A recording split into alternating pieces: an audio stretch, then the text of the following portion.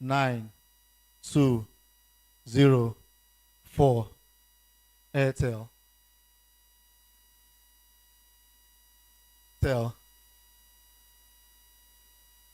Who got it? Mara, you get her? Okay. You know, I remember one event I was calling out this number. I saw one mommy, right? Ah, mommy, you got it. Don't show anybody. Oh. It's 1,000 naira. Abi. Oh, go and verify. Spend it wisely, ma. Eh? Yes. I should call it again. I'll call another one again. Don't worry. At one calling out these numbers, one mama did it. She was just writing the number 1 5. See, immediately she say, "My pikin, I can't get them. I can't get them." I said, "Mama, what you get?" He said, "I get all the numbers here. Write them down." I said, "Okay, Mama, when you reach house, when you load them." It is well. All right. So yes, we are here to learn. I like speaking opportunities like this because it affords us of opportunity to learn, especially to learn about best practice in the industry where we have been invited to talk on. And today is all about artificial intelligence, and it is something that has come to stay, whether we like it or not, in every aspect of our life. Just about a week or two ago, the Meta company launched their AI glasses. You know, first on the Ray-Ban, what do you call it? Product, an eyeglass that has a camera that is connected to the internet that will help you see stuff. If that camera, that kind of glass come from Nigeria, you know, say, mommy, you know, I'm not saying no come. I say you no go say. Mommy, you won't say. Because the average Nigerian person is seeing shege. Glasses in Nigeria is not designed to see shege. If abroad there, they can see what they want to see and fantasize. When shege do you with this economy, but I mean, to tell you how far the world has come and how far AI has also come. And I think it's very, very instructive that practitioners in the industry, opticians as the case may be, looking inward to see how the latest and current development can affect their profession. To do justice to this topic, or before we get to that topic, I will be calling on our chairman. I'm sorry I didn't introduce anybody. Again, you are all duly recognized and appreciated. I wasn't given a list, so I will just flow with the program.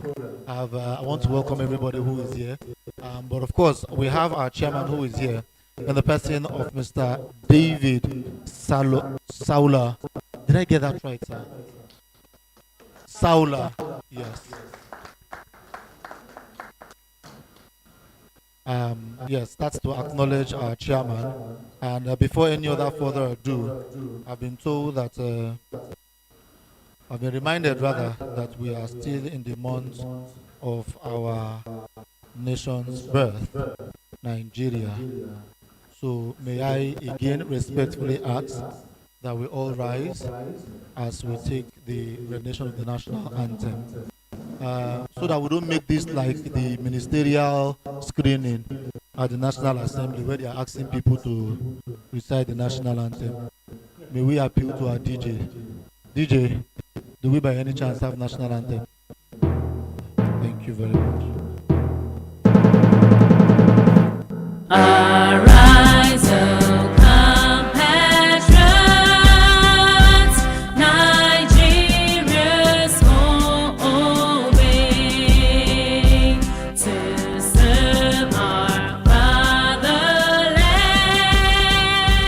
with love and strength and faith.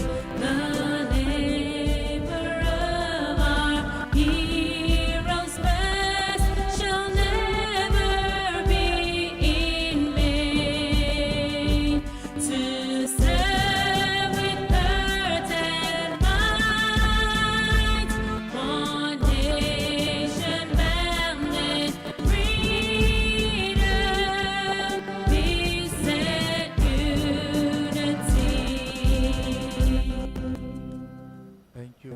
much. Thank you. Let's have our seats. How many of us can recite the national anthem without looking at any? Can still remember how to recite the national anthem? None. Okay, I thought I was the only one.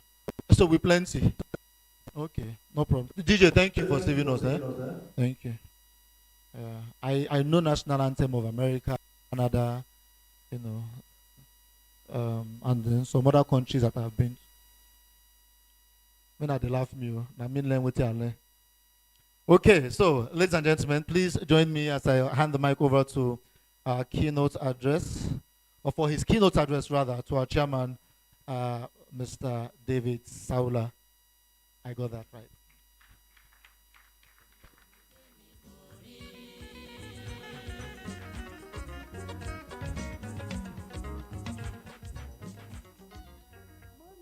Good morning, ladies and gentlemen. I'd like to welcome every one of us here present and those to come. We trust that God would speed them up and they will arrive here safely. My keynote address is to be delivered. Keynote address to the 10th anniversary of Viewpoint Specialist Eye Center Limited, holding at Idukweju Recreational Center, Idukweju, Lagos, on the 10th October 2023. And the topic is impact of AI in eye care and the benefits of group practice. On behalf of the board of directors, I'd like to welcome everyone to this unique occasion in celebration of Viewpoint Specialist Eye Center Limited's 10th anniversary as a group practice. By God's grace, VSEC is a trailblazer in eye care group practices in Nigeria. Despite the apathy and indifference or skepticism of some about how a group practice or specialist could be combined and operated in Nigeria. However, as pioneers, you are people, I'm talking now to the directors and staff who have continued this far, that you are people of rare gifts, of selflessness, courage, assertiveness, and forward thinking, to mention but a few of those very wonderful characteristics. It goes without saying that the founding directors must have certain common traits, such as readiness to give, collaborate, and sacrifice, most importantly, of their time in driving Viewpoint Specialist Eye Center to its present position today. To God be the glory. In the area of VSEC specialty, that is eye health care, which is about patient's eye diagnosis and assessment of what's the most appropriate management of the condition, which may include prescription of glasses and or drugs for effective and efficient service as each condition deserves. Today's event is a clear testament to this group's practice's eminent position, catering to its patients and reaching out to near and distant people groups, regardless of social and economic statuses. Given the emerging opportunities and challenges in today's business space, our group practice has had to adapt by taking advantage of science and technology in its inevitable impact in the way of accessing businesses and keying into the marketplace dynamics. The resultant effects of such changes are noticeable in greater leverage into artificial intelligence and new modes of managing group practice operations for best results. With respect to the special themes of this event, namely artificial intelligence, AI in eye care, what you need to know, and benefits of group practice, I am confident that our guest speakers are well informed by training, workplace experience, and other endowments to do justice to the topics before us. On a closing note, I urge our directors and staff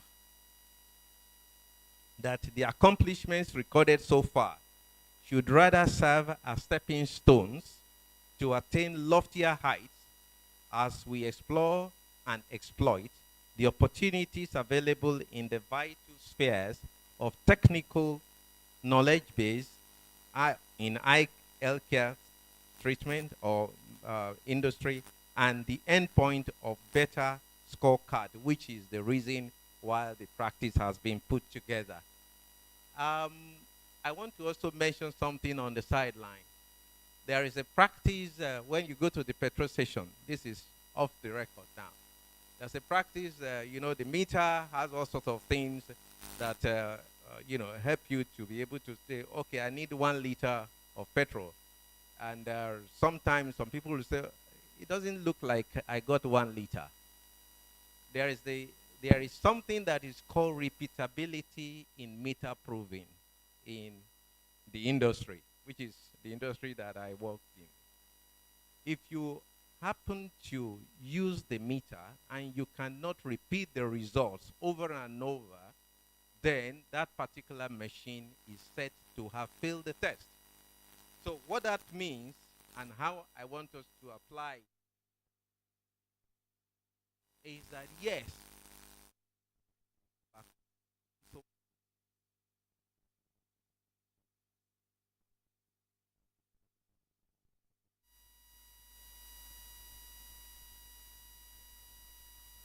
station planning is one of them that I would like to mention, which is to look out for up and coming young medical professionals in this area and gradually get them into the flow of entering into the practice. And I know that by God's grace, that will be achieved. I want to welcome everyone once again to a very wonderful and friendly get together of this 10th anniversary, and I wish you well as you enjoy with us the celebration. Thank you very much. Thank you very much, sir. You know, when he was talking, I was looking at him and I said, hey, he's somebody that is in my industry. You know, because I'm not a doctor, sir. You know, and by virtue of this economy, I've touched a lot of industry. Yes, at the beginning of this year and sometime last year, I delved into your industry, sir. That's the oil and gas industry. It's not easy, you know. You must have seen my company along Ikorodu Road with Jerry Khan, running after Okada and Danfo. Awalante Bombe for his grace and mercy. You know, some things happen in your life, you want clarification, you want explanation. So if there's anybody who can help me out, develop our place. So our place now, permanent mortuary and burial ground. It's unfortunate to any Igbo person that is here, but not true. You know. So on this occasion, sir, please, if you know the meaning of some things that happen, because you know, I've been racking my brain, I don't understand what it means. In my trauma, in my confusion, I went to get an ambulance, you know, and after negotiating price, we set out on the journey to the east. And as sad as it was, when we got to the mortuary in the east, and we deposited his remains there, the driver of the ambulance looked at me and said, "Thank you, sir." And then he gave me his complimentary card. Now, I don't think and since. I don't understand what's down. He give me complimentary card, say, "Thank you for coming," or "We appreciate your patronage," or "Coming." I don't understand. As in, what does that mean, sir? Does anybody know? No, it happened 2 times. When I got burial time, I bought the coffin. We selected the coffin. The coffin maker also gave me complimentary card. I'm like, Kimuvevishi, as in, what am I supposed to do with it? I should refer. I still have it in my pocket, sir. If you want, I can give you. You know, like you say, it's referral, Abi. Please, to who? Your kinsman. To your kins. I can always do that, sir. I'm very generous. I have the card. I would. We should give to the kinsman. Okay. Because I know say it's business to me. In they wake up every morning, they say, "God, give me customer." You know, it is well. The same way, eye doctors too. they pray make people they see shege. So that them go they not be shege when I cure. When I go they stay where this period, doctors, opticians, abi. When I go they say what? What's the difference? Optician, ophthalmologist, which one they give me? Eh? Optometrist. Up to. Una go they stay where this period. Because waiting Nigerians they see. Oh boy. I'm in the wrong profession. I for learn this medical something. You know, I checked my calendar today, and officially I'm told today is World Mental Health Day. I think it's also, if it's a coincidence, it's also good that we throw more light to mental health issues. I try not to joke about it, you know, but in reality, all of us are crazy, you know. But I try not to joke about it. It's not easy. It's not easy. There was somebody 2 weeks ago that said he wanted to hang himself at Lekki Phase 1. You know, and you also it trended. You know, as much as my mind and my heart goes out to him. You know, my papa before he died, he say, person will go market, go buy poison when he want drink. If he waits collect change, he never ready to commit suicide. You understand? So now, and you know, in Nigeria, I don't know about other places, though. In Nigeria, the last time I checked, suicide is a crime. Hello? In case you don't know, please know now. Suicide is a crime. For you not to be arrested, you must succeed. So it's a bad thing. Say you plan to kill yourself. You plan to kill yourself. You can't wait, make day break. First and foremost. You can't measure the rope to make sure say it reach down. You can't wait, can't call crowd. When the person won't commit suicide, though, you can't first call crowd. Make sure say people bring out phone. The announcer say, hey, I assume you, I will kill myself. Oh. You now put the rope on his neck and then carefully, like person that was repairing NEPA pole, he carefully climbed down and was doing military maneuver, those things that we did in NYSC, until he got to the last end of the rope, and he ensured that there were people around him before he started. He say people like me no dey there. I for help and stop all the car with it. They say, I beg, don't disturb this man. Because you know why he's in trouble. I don't know if they will enforce it. As I said earlier on, suicide is a crime. For you to succeed in that crime, you must kill yourself well. Because if you don't succeed and they catch you for not killing yourself, they will still arrest you. Hello? So please, let us be very, very mindful. Look out for people you've not seen in a long while. Please check on them. Are we ready? Let's look out for them, check on them, call people, you know. But when you are calling, call them with some level of caution. You know, try to avoid some responses when people, you know, when you call somebody and say, how you doing now? Just to make I greet you. I've not heard from you in a very long time. Take care. Not wait for response. Hello? Mommy, that's why na the cocoa where they make people know they check on people. Because how are you? I've not seen you in a long time. I just make I greet you. Auntie, you will not understand what has happened to me. They start giving everything is equal to what? Billing. You understand? So check on them, but make sure they don't reply in your that person will sing that did you check on I've been drinking alcohol for the you get money to even buy alcohol. If you hold you well, you know you know go get money to buy alcohol. Where then they check on, you know.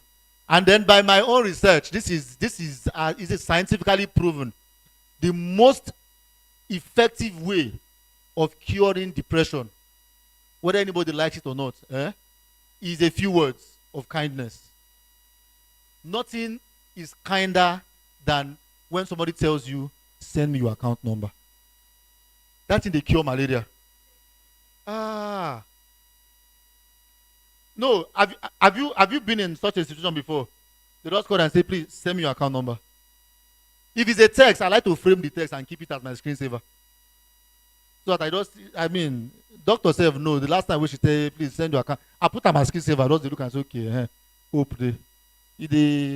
So if you know anybody, people like us that are just going through things, ask us that question. Tell us, give us that instruction. Please send me your account number.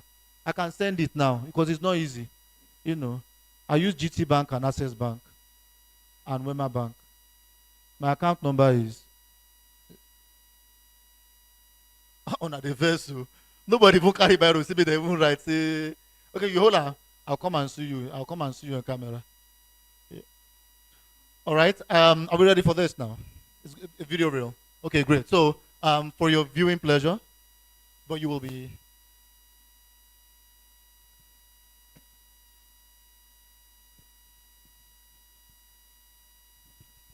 Okay, so I've just been told that we will not just be watching a video reel, but it's a presentation by Dr. Ogundipe, who will be taking us through the history of how Viewpoint started and where we are at the moment as an organization. Can we please put our hands together for her one more time? Thank you very much, sir. Good morning, everyone. I think it's the morning. I wouldn't want to bore you this morning with too much talking, but I want to go through the salient points of how we put all of these things together with the help of God. When we first started, everybody was skeptical about group practice in Nigeria. The people who were supposed to be predecessors in the group practice, Eco Hospital, they were disintegrating already. And there was another new group that was coming, Hygia, and they were different. So we were looking at what they were doing and trying to see whether that would hold the fort. But nobody was sure that this group thing will work in the medical circle, because we as a group of people are very individualistic, and we tend to want to do everything our own way. No doctor actually does something the same way as another one. So a group practice would be difficult, we thought. But our idea was that it happens abroad, so why can't it happen here? So it started with the fact that the serious thinking about it started when technology started advancing in ophthalmology. Ophthalmologists was moving away from just clinical care to highly technological care. And it was becoming very difficult for solo practices to keep up with the trend of events. So, so in the age of microsurgery and all the new machines that were coming out for the investigations of vision care, and it was increasingly difficult for one practice to actually sincerely say, I can take care of my patients very well without needing a lot of money. So it was becoming evident that coming together as a group would be the future. And that was in the late 90s. So I started talking to a lot of people on my own, and I've been a trainer of ophthalmologists for years, so I started with my own circle of influence, all the young ones that I tried to gauge their mindset concerning group practice, but none of them would bite. So we observed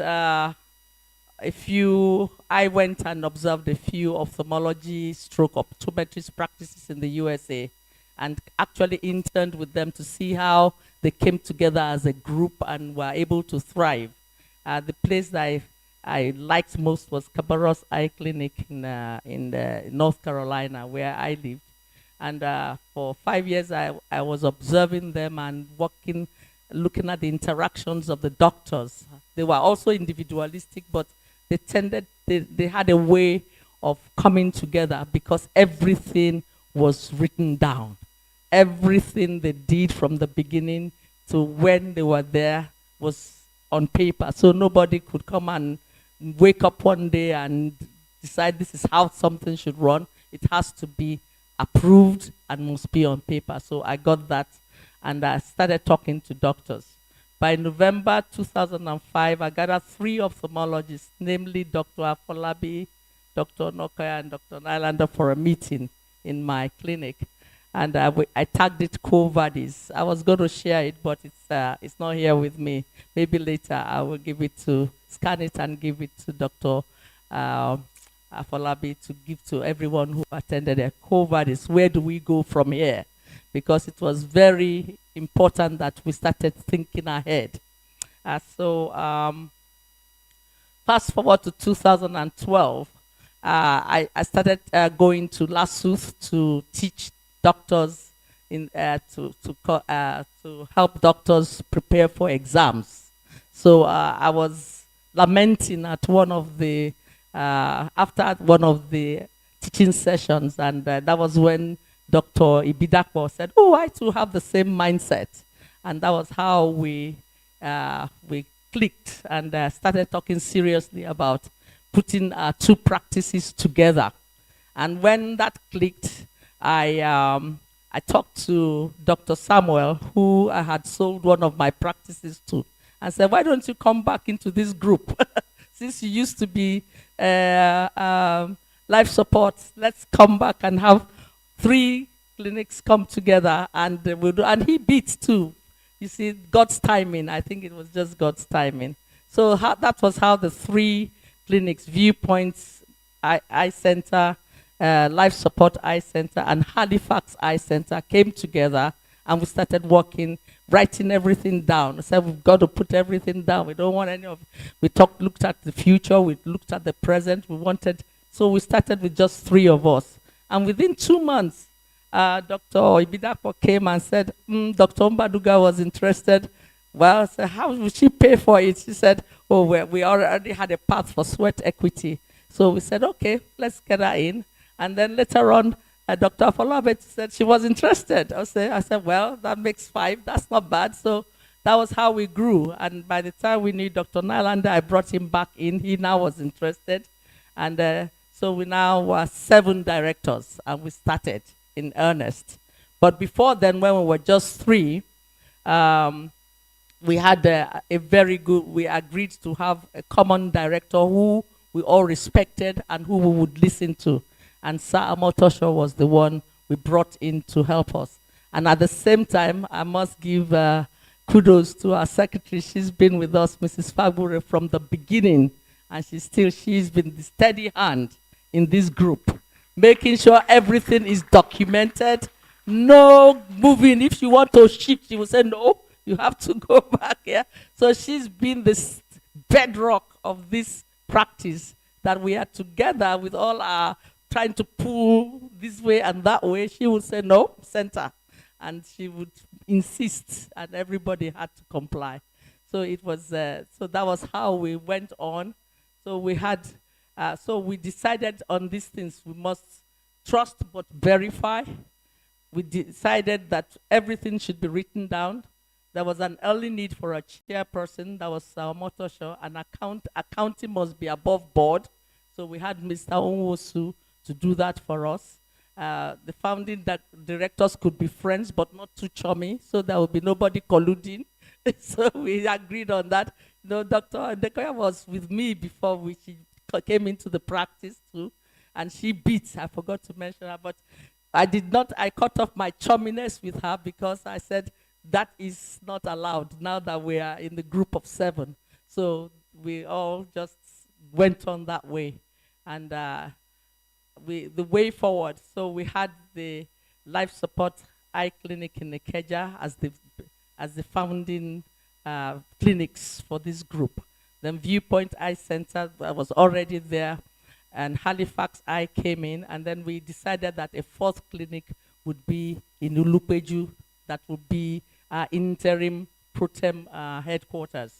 And then we adopted Sao Motosho as our chairman. By August 2012, Dr. Bankole wanted to join us and bring in her own clinic. So that would have made 8 of us. But then one of the things we agreed on was if your spouse was not on board with whatever you're doing, don't bother. So the spouses have to be on board. So her spouse wasn't. So we had an exit route for her. We gave her back her money and all that stuff. Emerald Eye Clinic was the first name we wanted to give to the group, but it didn't work out because Emerald Eye Clinic was already taken. So we had to now say, okay, let's take one of the names that was already in the group. And we all decided it would be Viewpoint. I didn't want life support because life support also belonged to life support medical center, and with that confusion, so we decided Viewpoint was the simple and easy way to move forward. The challenge would be to convert it from a solo company to now a group. And we had the steady hand of Mrs. Fagbure there to make sure that happened, because otherwise the group would just be working for the previous owner. So all of those things that could bring distrust were there, but God helped us to surmount all of those things because we were trust but verify. So it was not that I don't trust you, but you've got to verify everything. And don't be annoyed that we are trying to verify, because that's just the right thing to do. So if we all adopt that mentality that verification of something is not that I don't trust you. It's because I trust you that I'm verifying. So trust but verify. Don't get angry. Be ready to show that what you are saying is true, if it is true. So trust but verify. So we got all this. By 2013, we started with a loose administrative structure. And then by 2013, we firmed up the administrative structure. That's why this is our 10th year. That was the time we firmed up as really one group. And what now the responsibility, the liabilities, and everything belong to 7 of us instead of 1. That made things easy. Now, in terms of getting loans, we didn't. That was why the high-gear method was interesting. We looked at the high-gear method of soliciting for loans. And their method was group of friends who would give soft loans. That's why we major in soft loans. A few of us were skeptical about it at the beginning, but everybody came on board in the end. Because soft loans, the banks are cutthroat interest rates. We will not survive.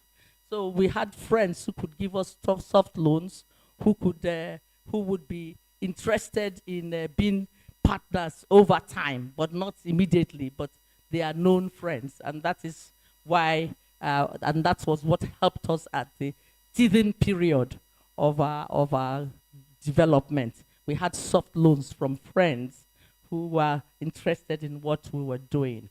Our first chairman unfortunately passed away during the COVID period in 2020, Sir Remy Omotosho. And we remember him fondly because he was another glue that kept all of us together, despite our raging hormones, at that time. So we are blessed. And now we have a new chairman, Pastor David Saula, and he has taken on the accounting end with Mrs. Fabre. So they are the 2 allies. We don't know much as doctors about accounting, but the 2 of them we can rely on and go to sleep. So we don't even look at it because they have the beady eyes to make sure that the accounting is proper and nobody is trying to steal from the practice. So we charted a pathway for acquiring new partners, just what the chairman, he didn't know that. But Dr. Ungu is now, can you stand up to be recognized? She's the youngest partner, she's a junior partner. So we have already over a 10-year period acquired a junior partner. So she's the only junior partner for now. Some of us have retired, and what we do to help is just to encourage the people working on ground and financially and prayerfully support them. And so that's what we do. We have been able over these past 10 years to acquire our own first property at the Festac. So the Festac branch is actually owned by Viewpoint Specialist Hospital. So we own that property. Our sense of common good has improved over the years. We are comrades. And we are not chummy, but we are comrades. And we look out for one another. To God be the glory. Thank you for listening.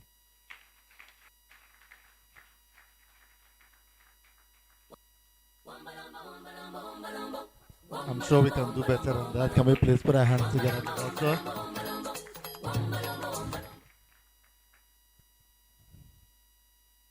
Mm. I'm afraid to say what I want to say because I don't know who is here. But something that was quite instructive is what she kept on hammering on. You know, trust, but what? Trust, but what? Uh-huh. So if I say that I am who I am, don't be offended when I am going to verify. Are we together? Hello? Yes. You shouldn't be offended when we want to verify whether or not you are who you say you are. You get why? You get why? It is very, very important. For those who were not here when I started, my university is LASU. I studied economics. The graduation date of my certificate is 2010. Go and verify. I will not be offended. I promise. And it's this thing we call trust. You know, that's the reason. Things are hard. I won't lie to you. Things are hard. So people make sure that they verify everything. That is not easy. Things are very. See, to join Agbero, ordinary Agbero, to be pursuing motor up and down, you need 2 shorty, 8 passports. Try apply, maybe you see what I use now. You tell you to bring 2 shorty and 8 passports to join Agbero. It's not easy. Huh? It is well. But of course, it makes the world easier once we are able to cross those hurdles of trusting each other and understanding that verifying is an act of due diligence. You know, it's not a witch hunt thing. It's something that must be done. You know, for instance, if I give my wife money to buy food for me, and I tell her I want to eat so and so, when she's cooking it, I like to be in the kitchen. It's not that I don't trust her. I just want to verify because you know the taste start to taste. You know, so it's very, very important. You know, whenever you say you will do something, do it. Are we together? You get one quarter within my family house now. We try to solve them. I don't know how we are going to solve the problem. Emeka has been giving us problem. In fact, the latest one he did 2-3 months ago, the entire family donated money. The ones that had, you know, the way people form Votron to form Viewpoint, it brought everybody together. Emeka, my uncle brought money. My daddy brought money. Everybody, they brought some. So they sold what they could sell. They gave Emeka. Emeka said he wanted to go to Canada. That he needs what do they call that thing? Bros, you are filling that form already. He understands. It's proof of. I didn't say he said proof of fund. Okay, we donated the money we gave Emeka for proof of fund. Emeka used our money to buy tickets and pay visa fee. He traveled. You won't believe it. In December, Emeka came back. He said, "No, if he stay there again, say cold, the kid go kill him for there." Say cold go kill him. It's cold. They went without, you know. I mean, I don't understand. Who go give us our money back? Cold go cash am. You go back, oh. It's because no, I just told him I'm coming. That he will go back. Either he goes back or he give me my own for a version of the money. It's not easy. You go Canada, finish. You say code. Code no kill other people. It is well. Anyway, so the theme of today's event actually is AI and applying that to this very wonderful industry. And I have the singular honor and pleasure to introduce somebody who I still need to go and verify. Because when I saw her this morning, I told her she doesn't look like the professors that I know of. You know, if I walked into this place now and say, okay, choose a professor that in those days, they used to be old. They used to have white hair. Daddy, I'm looking at you, but I don't know if and they used to wear glasses. So I would have come here now and said, Daddy, professor, Oh, but this professor I'm calling is a. If a man is a professor, what do you call a woman? Prophetess. Prophetess. Sorry, professoress. Okay. Please join me in welcoming Professor Bola Adekoya from the Lagos State University Teaching Hospital, Lasot. I've also been told that we'll be having a plenary after this, questions and answers to discuss on the topic that she would be giving. So let's give her our listening ears. Let's clap for our MC. MC, you told us that you have a degree in economics. Now you are here as a media personality. We have to verify that your certificates. Thank you very much. You've been very excellent.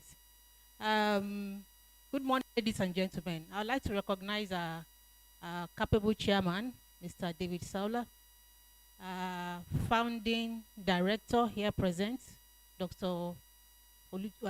Toyin Ogundekwe, and also permits me to recognize her husband, Engineer Femi Ogundekwe, and the founding directors also joining us online, Dr. Jumoke Ibidapo and Dr. Rotimi Samuel. These are the mamas and the babas of Viewpoint. Let's give them a round of applause. I also like to recognize, I know Dr. Gunukwe has mentioned that very capable group secretary. She needs no other introduction. Every single thing that Dr. Ogunekwe mentioned is correct to a T. We thank you, Tilma. We also recognize other directors and entire staff of Viewpoints, invited guests, dignitaries, ladies and gentlemen.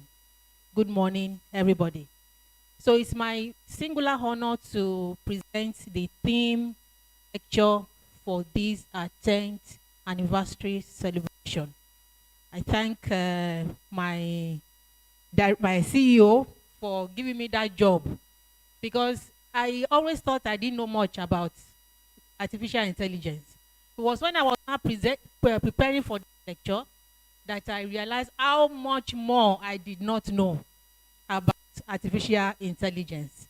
So this gave me a good opportunity to read up, improve my knowledge in the area, and hopefully at the end of the lecture or the talk, let me call it talk, it's not a lecture, we will all be better and more informed about the subject matter.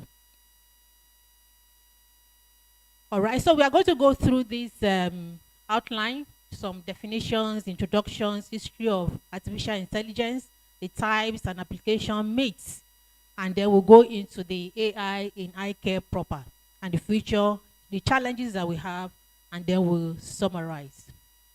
So we keep hearing artificial intelligence, artificial intelligence. What is it? Is it a robot with a brain walking around? Or is it an alien from outer space that we don't know about? What is artificial intelligence? So simply put, it can be defined as simulation of human intelligence in machines that are programmed to think and learn like humans. It's a branch of computer science in its basic form. And it refers to machine or computer programs that can do things that usually require human intelligence. So that will, of course, that will also get us thinking, what is happening? Machine thinking like humans, how is that possible? But it's becoming more and more possible in a very present age. So this AI system, they use algorithms, which are essentially a set of instructions or rules that have been programmed into those machines to analyze a vast amount of data. So we can see from here now that two things are necessary. We need data and we need instruction to guide those data. So those are the basic fundamentals of AI intelligence algorithms. So at the end of the day, what will now happen is to enable machines, computers, and systems to perform tasks that typically require human-like intelligence and cognitive process. Learning. How can a machine learn? It's the first our human comprehension and normal processes. Learning from experience, understanding natural language. You talk to a computer and they recognize exactly what you are saying. They're able to interpret, they're able to respond. That is what artificial intelligence is all about. Recognizing pattern. They will look at the way some data is approaching or looking and be able to predict what may happen. So maybe that will be very useful in Betway and Bet Niger for people that are interested in that. So it will help us to solve problems, make decisions, make predictions in a way that even will surpass human capabilities, our whole human intelligent capabilities. Yes, we know there are different aspects to intelligence. And as far as human beings are concerned, we have various domains and aspects of our own intelligence. But when it comes to processing data, we can't do what machines can do. So these AI algorithms are created and developed by researchers, by engineers, scientists that are working in various fields of computer science, machine learning, and artificial intelligence. And they have different institutions. It's not just in computer science. We have them in academia, we have them in research institutions, and even industries. Of course, we are all familiar with companies such as Google, Microsoft, Facebook, and all that in the development of artificial intelligence. So that is a little bit of introduction about intelligence. And in terms of history, there have been several anecdotal points in the history to see where exactly did this thought, this thinking of artificial intelligence comes from. So ancient Greek myths and stories often featured humanoid what are called automations, which can be considered early concepts of artificial beings. This comes from the word automaton that comes from ancient Greece, that means acting on one's own will. That is, we have contraptions that are able to move by themselves without being pushed or touched by human beings. So that forms the earliest concept of what an artificial intelligence might be. So we also have groundwork for digital computing that was laid by a gentleman named Alan Turing, who is a British mathematician who was very, very instrumental in decoding the German messages during the World War II. So they formed the basic groundwork for digital computing was laid by this man. So he designed this machine, which is called the bombing machine, that was used during the World War II to decode German messages when the messages are coming. So this was very, very instrumental in winning the war for the Allies during that period. So in the 1950s, he also determined what we call the Turing test. He proposed a test that can determine whether a machine can think. We're talking about 1950s here. So this was a mathematical genius on for his own time. So, and also for that, whether a machine can think and whether that machine can make decisions accordingly. So in this scenario, he will design a test, and then another independent person will come and decide whether those answers were provided by a machine or provided by a human being. And if we're not unable to differentiate between answers provided by a machine and answers provided by a human, we can say that that machine is intelligent. So that machine has successfully passed what we call the Turing test. Another landmark time was during the Dartmouth Conference of 1956. That was where the term artificial intelligence was coined by this gentleman named John McCarthy, who was an American computer scientist. So a lot of revolutions and developments kept coming up from those 1950s. In the 1960s, We had the development of the first industrial robot, which was called Unimate. There was the first chatbot, Eliza, in 1964. And then from 1980s to 1990s, there was a kind of a law or a reduction in funding for artificial intelligence in general. And that was mainly because some of the things that people were expecting really happened. Some of their expectations, some of the what were projected, not coming forth as much as they wanted. So there was a lot of downsides during that period, and this was the period that was referred to as AI winter. But despite that, there was still a lot of advances in artificial intelligence. It was in 1997 that a machine, a chess playing machine called Deep Blue, was able to beat a chess master in the game of chess. So this was the what's the name? Gary. I can't see the yes. Gary Kasparov, and this was the machine Deep Blue, who was able to beat that machine, that chess master. So that's a complete prompting. No prompting by anybody. That machine was able to be a chess legend. So you can show that a machine is thinking, is analyzing the moves of a chess and what was the next move. So by the 21st century, there has been rapid progression in the knowledge and development in AI, and it's now part of our everyday life. Everywhere you turn, everywhere here, all our mobile phones, computers, electronic gadgets, they all have one form of AI system or the other.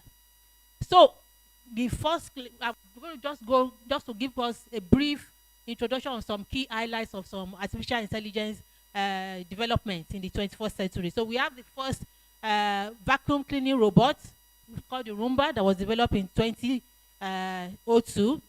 And then we have the voice recognition feature on iPhone and Siri in 2008. Alexa, 2014. Most of us that have smart homes, we have Alexa, I want to drink water. So somebody, Alexa, open the door. So to the extent that every single thing that people that have smart homes, every single thing that they want to do is smart. If you are waking up, Alexa is making your coffee, is picking out the outfit that you're going to wear for the day. Alexa is opening the door. Alexa is the security person. So there was a video I watched recently, and it was trying to emphasize the importance of human communication. So this guy, his home is completely smart. So he went out, everything was good. Coming back, it was raining, and he had a cough. Spoke to his voice recognition software in the front of his home. Alexa, so to open the door, Alexa refused to open the door. Whereas the neighbor that was using manual analog was opening her own door and looking at this guy in the rain, being drenched. So many things can go wrong, even with AI. All right, so we also have the first robot citizen called Sophia that was designed in 2016. Can we play this? I just want to give us a brief play of this.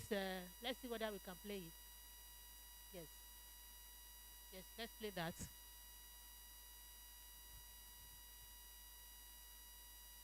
Is it playing?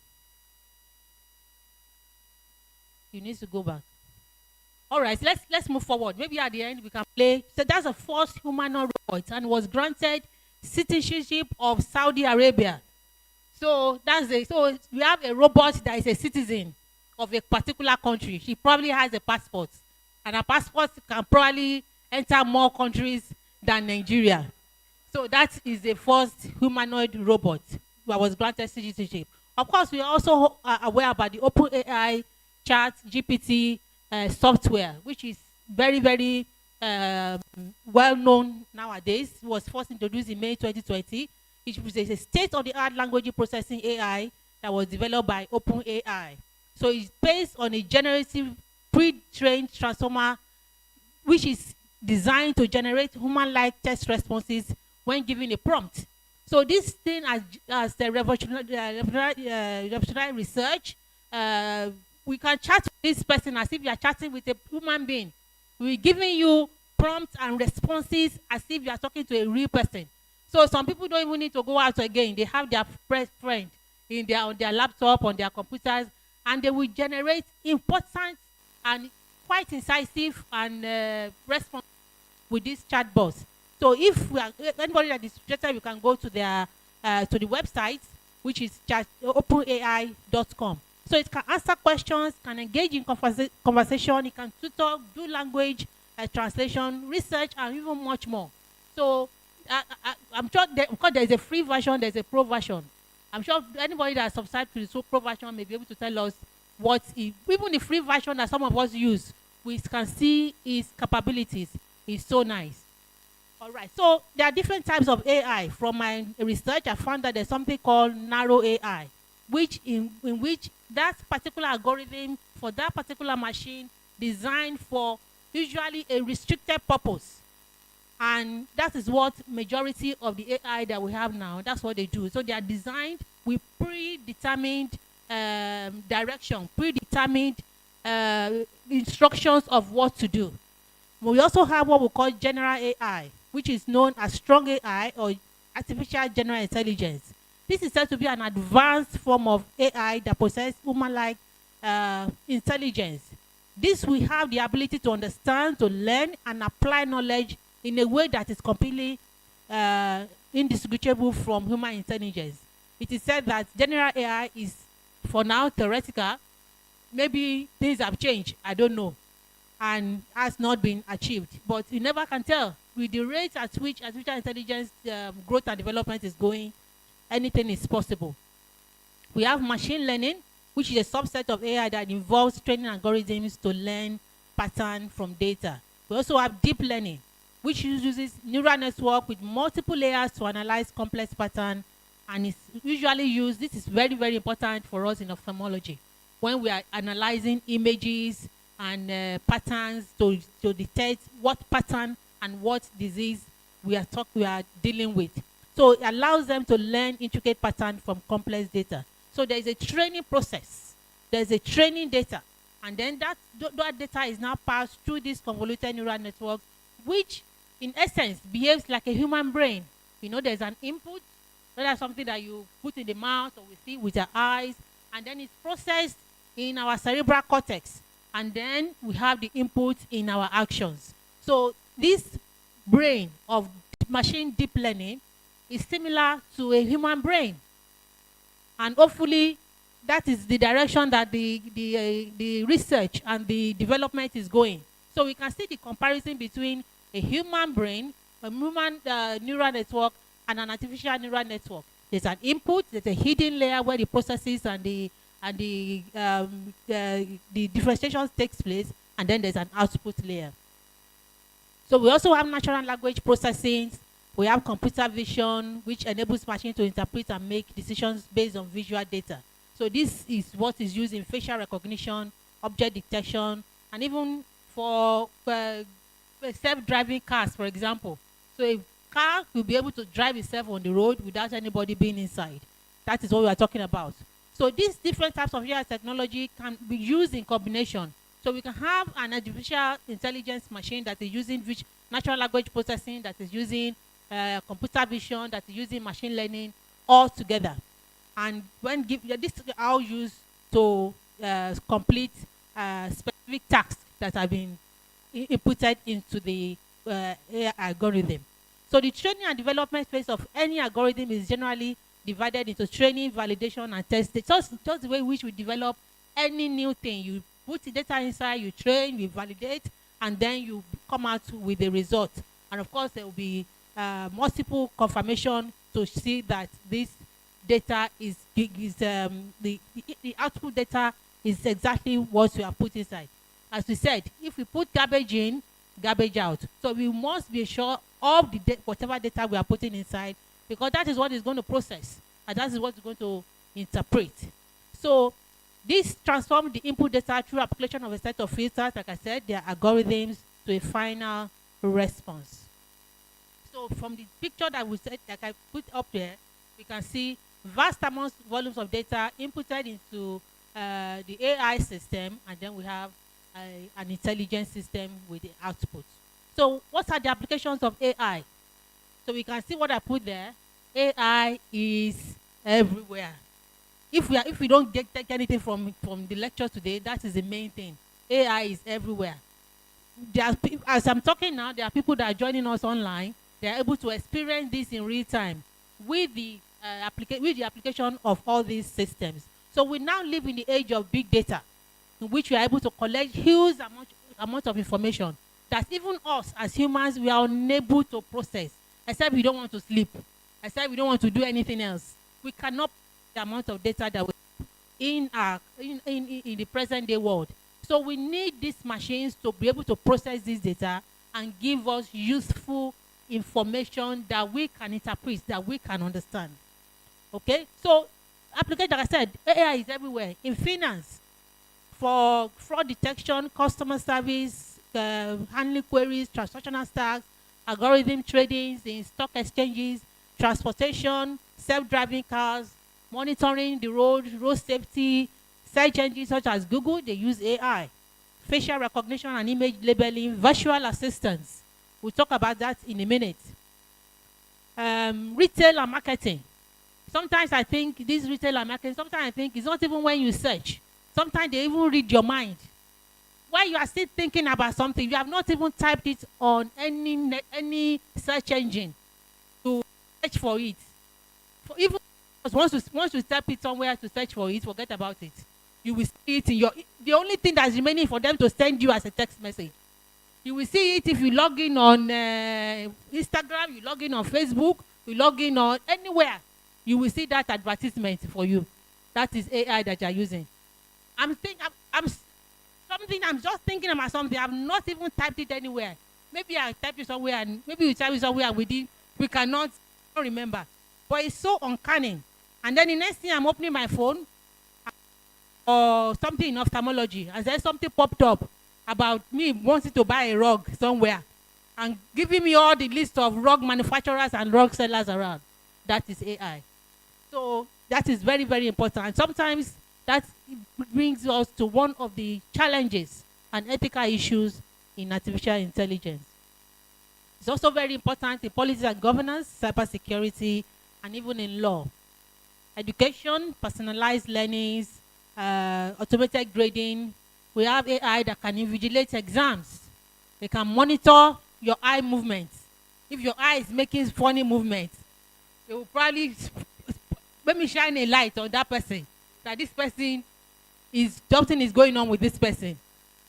And they may be right, because if you are in an exam or you have your paper in front of you, if you are looking around, what are you looking for? So the machine will spot you and decide that this person has a high risk of committing examination malpractice. Of course, plagiarism checks. For some of us that are researchers, the first thing when you submit your papers to anybody, any journal, is to run it through a plagiarism check. It's now standard. Even all our local journals, they do that. The majority of these plagiarism checks are available and they are free. But even this one that needs subscription is not until they are that expensive. So they will submit it. If they are writing an ophthalmology article, you submit to any ophthalmology journal, they will run it through plagiarism checks. All these are through AI. Of course, also in manufacturing, quality control, predictive maintenance, to know which area needs maintenance, which area needs to be looked at. In agriculture, in entertainment, healthcare, of course. That which is the main thrust of our topic today. So in disease diagnosis, AI algorithm can analyze medical data to assist doctors in diagnosing diseases. Cancers, diabetic heart condition, eye conditions, can all be assisted with AI.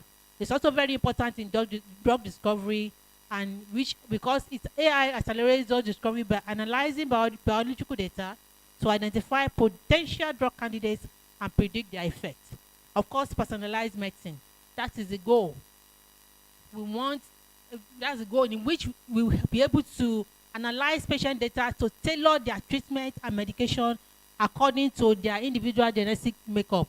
Some specialties are already in this. Radiology, for example, They can detect and type, but a particular type of radiology and oncology rather. What type of cancer, what type of disease this person has, and be able to recommend exactly what type of treatment this patient may need. Of course, several specialties.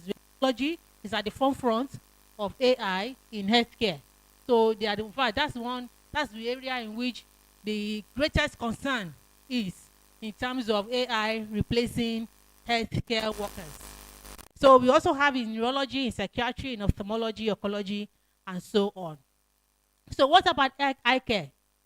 As I've mentioned before, we have so many uses of AI in eye care, from administrative to clinical to pharmacological to rehabilitative and assistive devices, training and education, data analysis and research.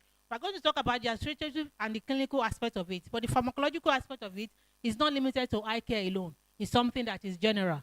We have, as I mentioned before, we have AI will may be able to help us to develop better drugs that will be better tailored at each individual person, and even be able to predict what will be the patient's response to those medications.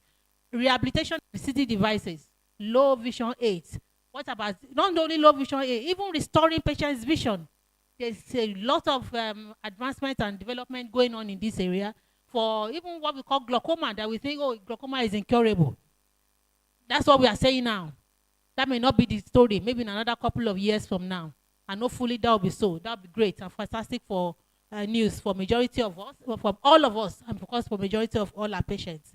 Training and education. Also, we've also mentioned in terms of setting exams, marking exams, ensuring that we monitor, because when we are talking about ophthalmology, we are talking about training the next range of eye care workers, training ophthalmologists, training optometrists, training nurses, to ensure that we continue to have the best hands. So AI is very, very useful in training, of course, in data analysis and research. So I'll talk about administrative aspects of AI in helping us to better manage our practice. This is group practice, for example. Some patients are in Festac, some patients are in Ikeja, some patients are in Lupeju.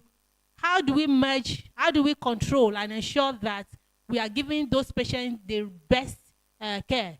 If the patient is seeing somebody in Lupeju, and I know that this person will better manage in maybe a Butemeta or another branch, and then we have to be carrying files up and down.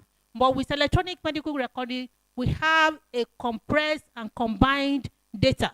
I can access this patient's record all the way from Festac, all the way from Ebutemeta, which makes the job a lot easier, faster, more cost efficient. I want to especially recognize Dr. Glipe, Dr. Ejina Olufemi Ogundepe, and Dr. Oluwa, because as far back as when I started working with Dr. Glipe in 2007, they were already using electronic medical records. So yes, 1998. Thank you, ma. So maybe she will give us more background at a question Q&A. Yes, exactly. So we can see that this group is a pioneer in AI. Let's give a round of applause for that, please. So centralized patient information. The advantages are so. Of course, when you're talking about a very busy place, if you come to practice and then you are looking for patients' notes all over the place, notes is either, there was even a time that I don't want to mention name that were carried, and then some said, "Oh, we will destroy them." I'm like, what? How can you? A patient's record should never be destroyed. Even if you are going to destroy the physical hard copies, have you copied them?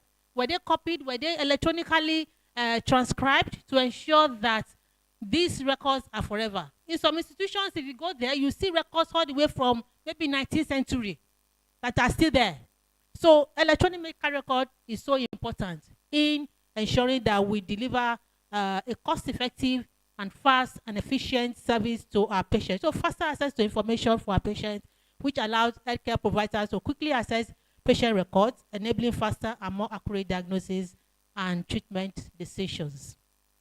Of course, there's also enhanced communication. We're able to communicate between different groups. If you are in in more than one location, that especially as in Viewpoint, clinical decision support. So we can have AI algorithm within those EMRs. Yes, some people say, oh, eye care workers are very smart, they are this, they are that. But sometimes there's a limit. Sometimes we are also human. Sometimes you forget things. So, but when you have AI algorithms within EMRs, you will be able to bring up guidelines. If you have patients' records, what they are allergic to, if you prescribe that, automatically it will flag it up. This patient is allergic to this. You cannot prescribe this. These are all important things that make us be able to offer effective and faster, cost-effective patient treatment for our patients. Patient engagement, appointment date, reminders, medications reminders, automatic messaging. So many things. We can integrate telemedicine in our EMR, which can generate enabling remote consultation, follow-ups, detect abnormal images that are taken at remote locations, and flag search for specialist review. Okay, there's, of course, as mentioned, enhance efficiency, streamline workflow. So reduce paperwork, automate processes, prescribing. Okay, sometimes when you are prescribing and you for electronic records, and an AI algorithm may remember what you have prescribed for that same condition previously and may prompt it up. Do you want this? And then you be able to click. So it makes things easier and faster for our consultation. So it reduces errors that are related to handwriting. Guilty as charged. Some of us are handwriting. I know some of who are the other people that are competing with me for bad handwriting here. So sometimes, yes, okay, so somebody there. So handwriting is a significant. We have had incidences all over the world in which this is a real issue. So with EMRs, that is completely gone. Data analysis and reporting, be able to show us what's the pattern, what kind of patients are we attracting, where are they coming from, what do we need to do more for them, how can we attract more customers into our practice. All these we can get from our EMRs. Of course, we also have virtual assistants. Okay, you call a particular phone number, maybe phone number is switched off. With a virtual assistant, that is not the case. At least they will be able to take adequate triaging and detect, oh, this patient needs to be seen quickly, this patient can still wait, this patient we need duration of appointment, and so on and so forth. So virtual assistants, which are AI-powered applications designed to perform tasks and assist users in various activities. So they can provide information, they can complete tasks, they can control other applications or devices. So they can engage in conversations, they can give patients prompts. Press 1 if your eye is red. Press 2 if your eye is paining you. And that, so maybe that will help us to, maybe in some remote areas, help us to give, enable more access to patients. But these are all potential things that we can adapt even to our own practice. So, okay, so can also help in appointment scheduling, patient engagement, medical resource management, and of course, marketing. Whatever private practice we are all engaged in, we all want more clients. So AI virtual assistant can help us in this. Telemedicine consultations, basic triage, I've mentioned it earlier. Patient information, okay, be able to disseminate automated information to patients as and when needed, set up alarm, alerts and reminders. Follow-ups and feedback, also very important. Okay, so we have, there's something called the post-visit survey. So as the patient is going out of your clinic, there's a particular machine there that you will be able to process, and the patient will be able to determine whether they're satisfied with your service or and which other areas in which we can improve. Also in HR management, I put that as part of administrative. HR management, artificial intelligence can offer several ways to streamline and enhance various aspects of human resource management. Recruitment and talent acquisition. We are saying now that everybody, that we have shortages in, maybe this may not be too relevant to us now. Before, if you want to start residency in any teaching hospital, you say you must have primaries. But now say, just come first. You start your primaries, well, because there's just no residents. Everybody has gone. If you call for advertisement, before we used to see like 10, 20 people applying for a single position. Now we have 5 slots. Maybe we see 1 person. Maybe we see 2 people. So, but in areas in which you need competitive hands, artificial intelligence can help in recruitment, talent acquisition. It can help with onboarding and orientation, ensuring that your employees are able to familiarize themselves with what is required of them. So they have relevant information, training modules, policies, and of course make suggestions and prompts as when due. Also, employee engagement and satisfaction. We want to ensure that our employees are satisfied and are happy, because when you have good and happy employees, that will reflect in your sales, that will reflect in the care that they are going to provide. In training and development for employees, performance management, employee well-being, and of course, payroll support. So in ophthalmology, there are several, we've mentioned some of them along the way. The clinical use of AI in diagnosis and prognosis, prediction, personalized patient care and management, in screening programs. I know we conduct a lot of screening programs, but you agree with me that even the screening programs that we usually conduct here sometimes is not adequate. What's our population? Over 200 million. How many? Of course, majority of our screenings maybe to some suburban areas. The real rural areas, we know that there's so many places in which there are problems now. We can use AI tools to be able to reach those places. If you are afraid, oh, I don't want to go to this area, we're afraid of kidnapping, we're afraid of this and that. So AI will come into play in being able, so that we're able to give access to those people, because no matter where everybody lives, they deserve to have access to healthcare. They deserve to have access to eye care. But if for some political or some other reasons they are not able to, that is why AI and telemedicine comes in. So remote monitoring of patients, patients that are at home, how do you monitor them? This was particularly important during the pandemic. Unfortunately, during the pandemic, a lot of our glaucoma patients lost their vision because of inadequate monitoring and inadequate support during that period. But with AI, we might have been able to help them further. Genetic-based solutions, telemedicine ophthalmology applications, and of course, home and self-monitoring devices that are powered by AI. With diagnosis and prediction and prognosis prediction, the diagnosis and prognosis of some disease entities have been greatly enhanced by AI algorithms. Yes, if we are talking about diabetic retinopathy, Dr. Afolabi knows what if you examine a fundus that has the features of diabetic retinopathy, she probably knows. And if you examine a patient that has glaucoma, she probably knows. But how many Dr. Afolabis are available in Nigeria? There are very few. How many doctors Ungus are available in Nigeria? Even much fewer than others. So we have a limited human and even material resources.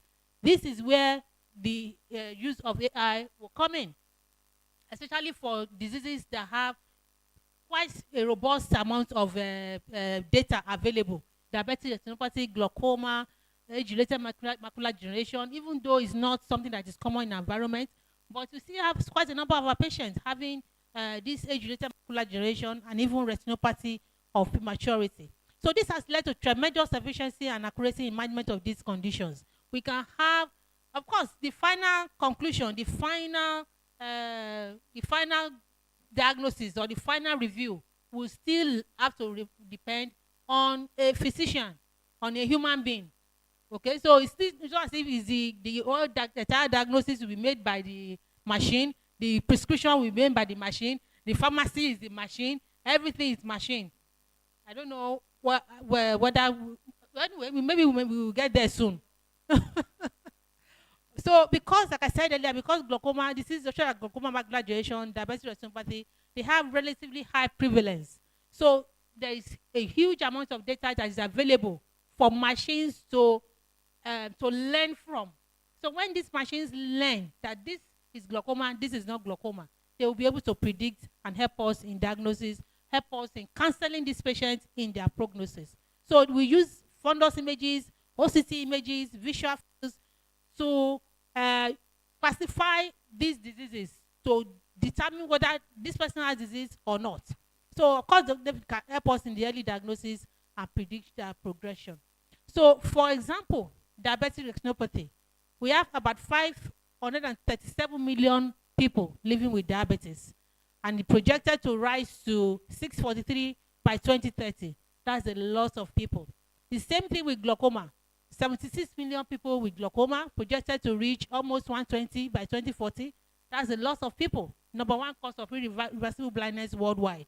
High disease burden in Africa that we are well aware of. Glaucoma in Africa and in Africans is generally more severe. We have is that our prevalence rate is almost times 4. Even when patients have glaucoma in Africans, it is more severe. They present with more severe disease. It progresses even more rapidly, which is why we must ensure and employ any methods that to ensure that we have early diagnosis and be able to prevent the avoidable blindness. The same thing with age-related macular degeneration, like I said, is not very common in our environment. It's more common. It's commoner in Caucasians, but it's still responsible for a lot of irreversible blindness in developed countries. So, and a lot of time, AI has been very, very useful in being able to predict, because if a patient has AMD, if you're able to pick them early before they develop scarring and atrophy and treat them well, there's plenty of evidence that we will be able to save vision in a significant proportion of patients. So, and of course, so if we combine all these diseases, these are just some of the diseases that are common. We have some other less common diseases. If you combine all these, you can see that we are dealing with a huge population of people that have the disease or people that are at risk of having the disease. So this is a huge number, and with human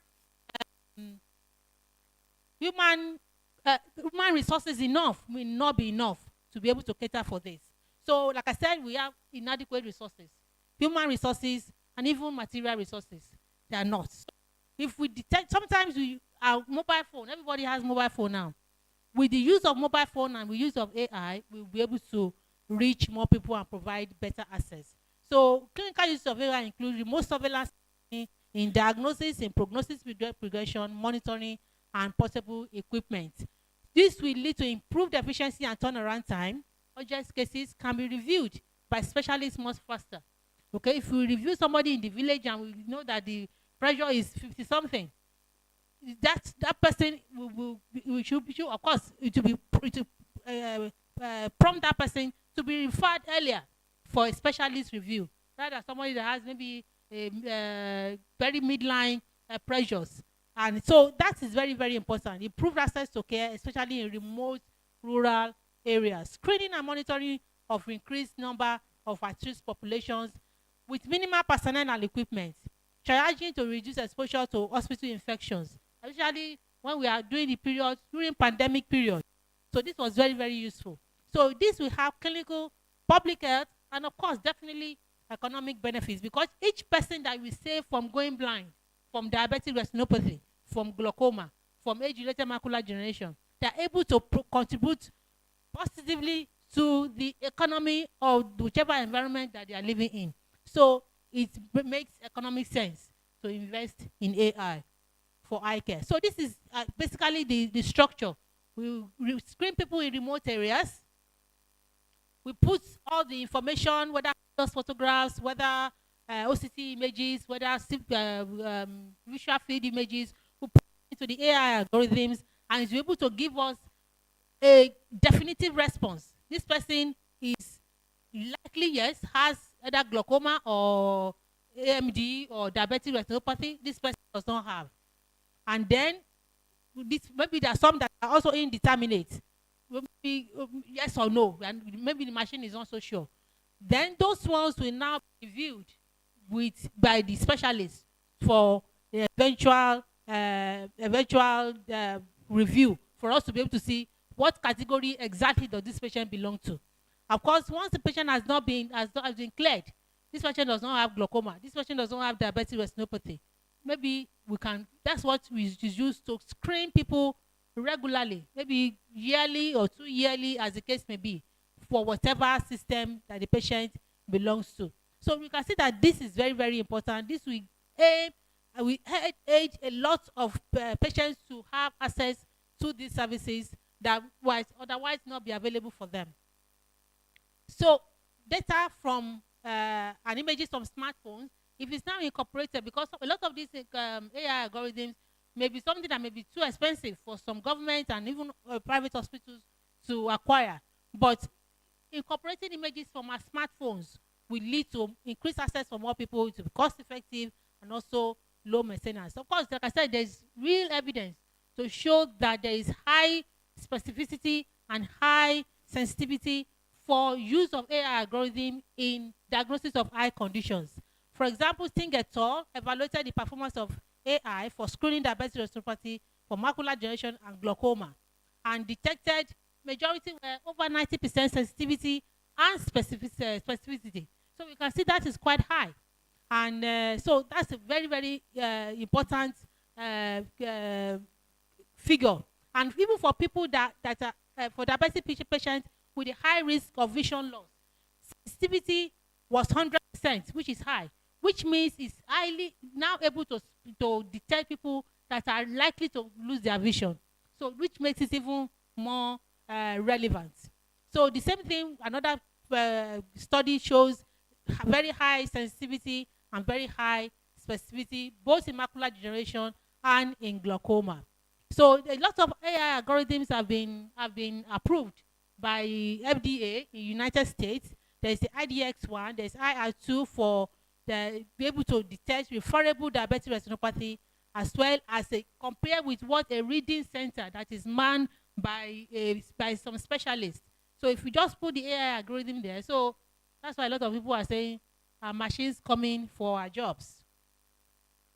Okay, so in glaucoma monitoring, even in our OCTs that we have in our different clinics, these OCTs have inbuilt softwares and specialized software that can monitor and can help us to monitor progression by comparing current scans with baseline. So it's not something that we have to put two images together.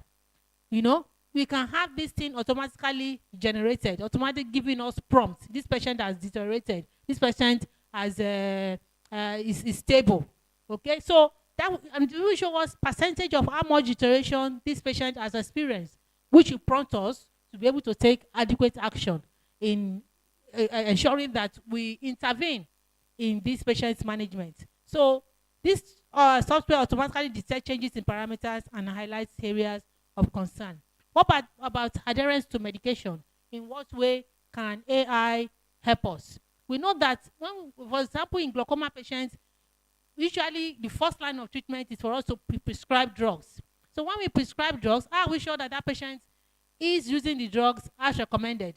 Some patients, we've seen patients that they will not use their drug for several weeks, then maybe a day or two or a week to come into the appointment, they start putting it. And then they come, pressures are normal. And then, but you see that this patient has deteriorated in their visual function, both objectively and subjectively.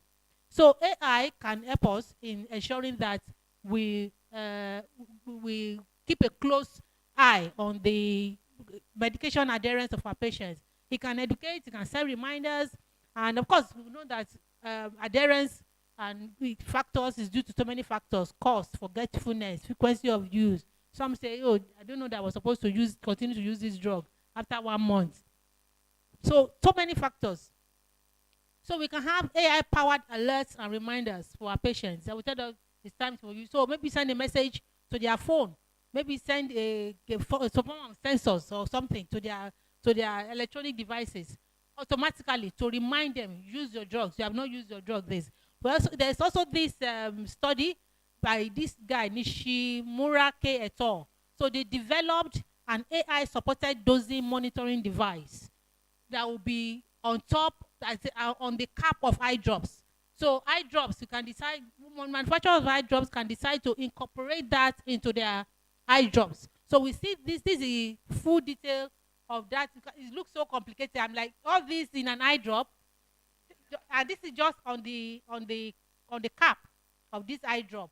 So these sensors and everything is here. So it will measure motion sensors and determine whether this patient is using their drugs or not. So that by the time the patient comes in, you just download the data and then it will show you this patient started using this drug maybe a week ago. For the past 3 weeks, he has not touched it. So it was these researchers, they were able to demonstrate that this particular machine accurately measures adherence of patients on anti-glaucoma eye drops. So this will be fantastic. It's not only measuring. I'm sure by the time the patient knows that there's something, hopefully the patient will not. I mean that would be. I don't even want to talk about the alternative, but at least if a patient knows that something is monitoring them, maybe they'll be more motivated and they'll be able to remember their drugs as much as possible. So again, coming back to clinical uses of AI in ophthalmology, we talked about a lot of all this. Of course, genetic-based solutions maybe it's still in the pipeline or still in the future, but I'm sure with considerable research that is going on, this may be a thing of the past very, very soon. And of course, the same thing with personalized patient care and treatment. So what's the future of AI in ophthalmology? Part of the thing that we are looking forward to, I've mentioned some of them, is to identify ideal therapeutic approaches to treat and even predict ophthalmic diseases. Okay, not only the common ones, even the rare ones, because the problem with the rare ones is because we don't have enough data to be able to input into this AI algorithm for them to be able to make these decisions.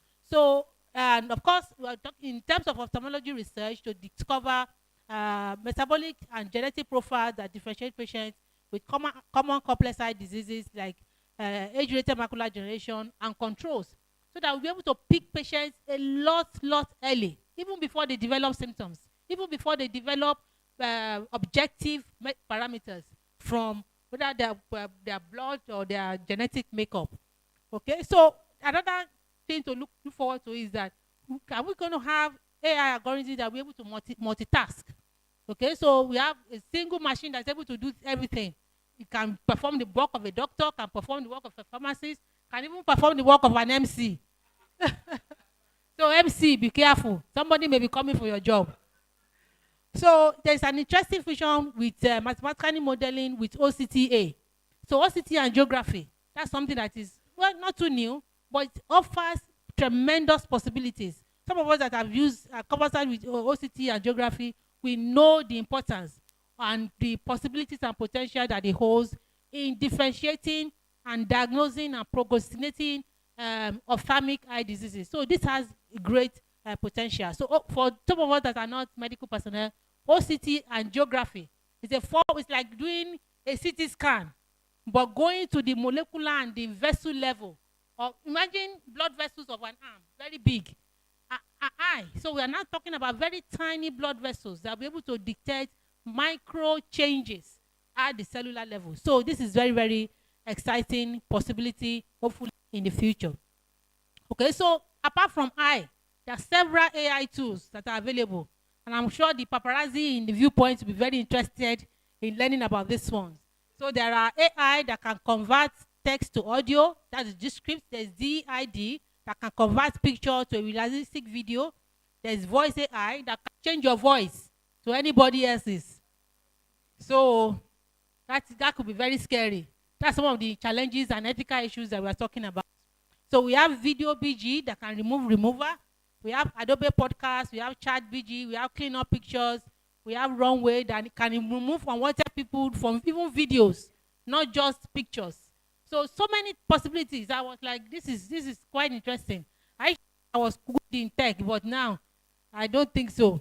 So I still have a lot to learn. And of course, as things continue to develop, we all know that we still have a lot to develop. Midjourney can change text to AI images.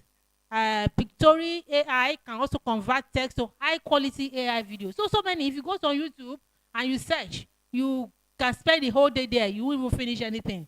You won't have scratched the surface. So many things that we can. And of course, a lot of these things can also be very helpful in our practice. It can be very, very helpful in marketing, in ensuring that we deliver quality services to our patients. Okay, so what are some of the myths as we close? Some myths about AI. Will AI take over humans across several industries? Yes or no? Are you saying that no prayerfully? So there's been a lot of concern. I was discussing with Ms. Falguri as we were sitting down that with this rapid development in AI, this possibility is always there. But we said that all of us should go and calm down. AI is not going to replace human beings so soon. That's what we have been told. Hopefully, that will be the case. But the concern is always there.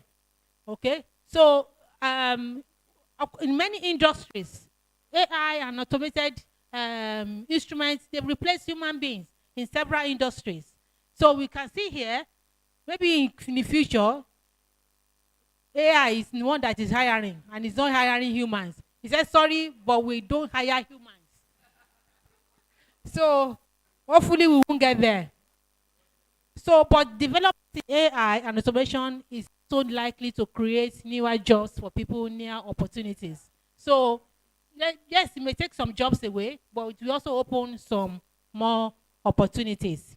Another thing is that can machines take over the world? Can they come after us? Would they be more intelligent than us? Some of us that have watched this film several times, we know what was there. So, it's a possibility.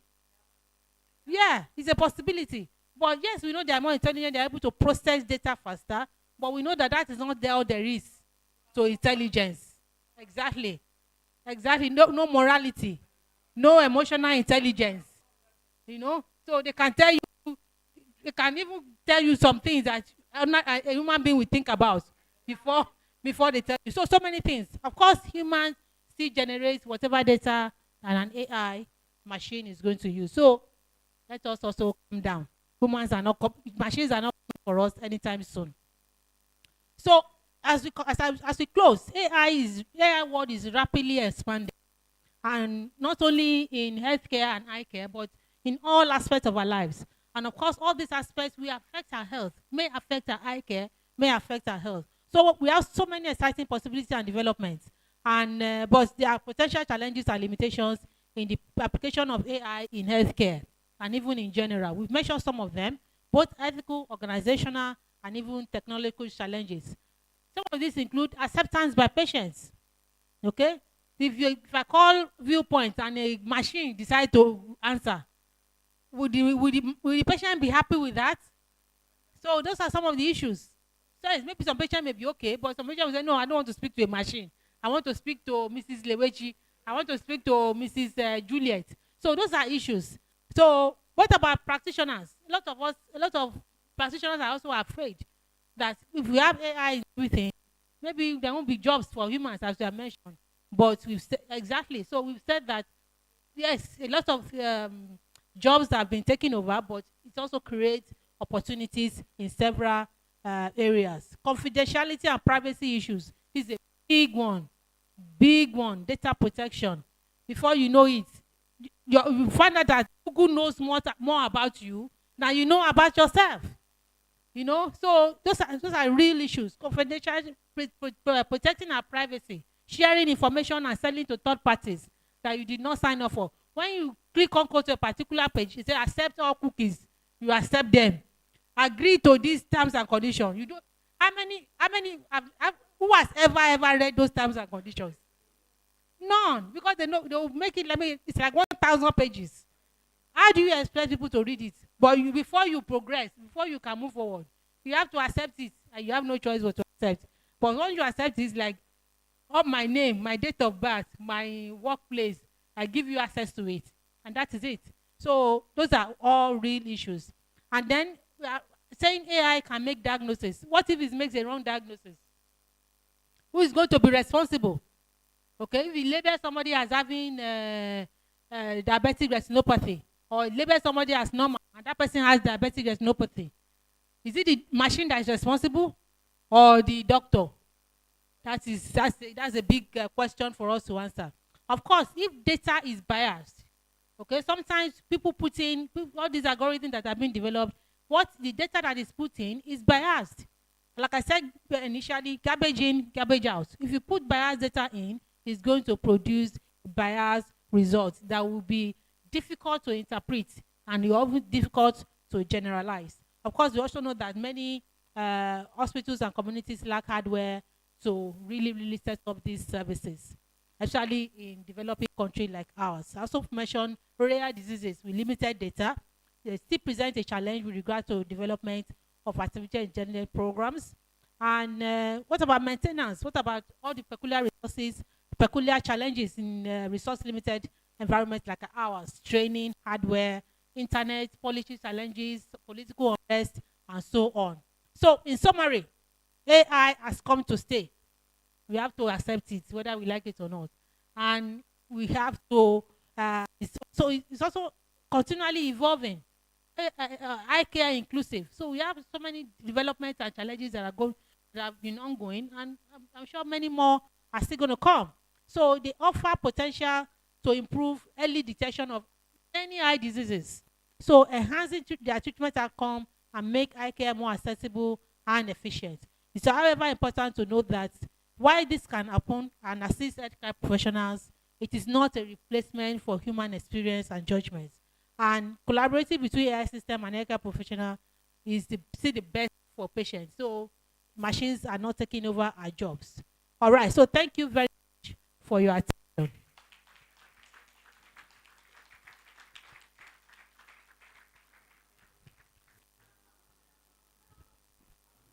Ladies and gentlemen,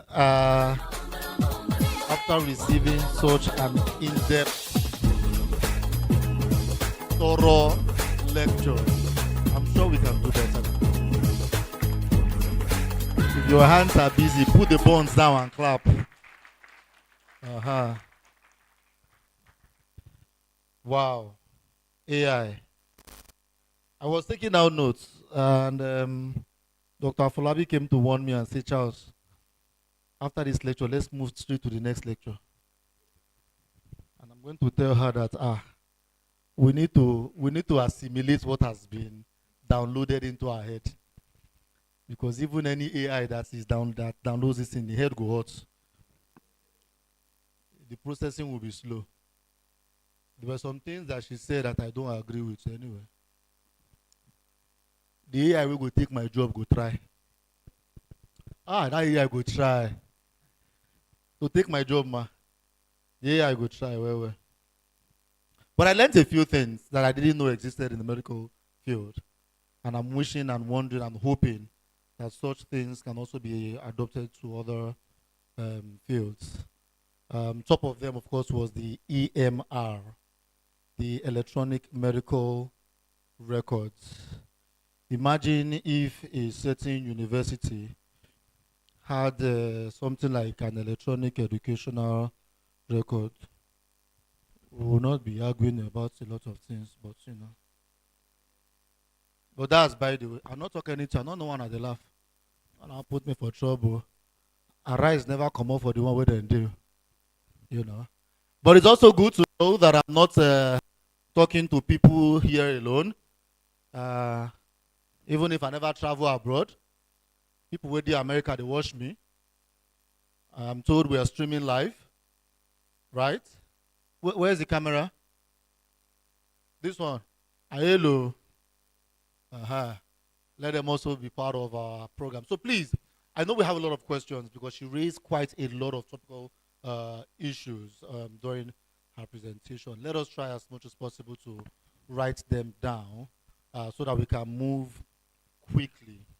I've been told that we should not worry. Lunch is being prepared. What you are seeing now is round one. Please be calm. There is enough to go around.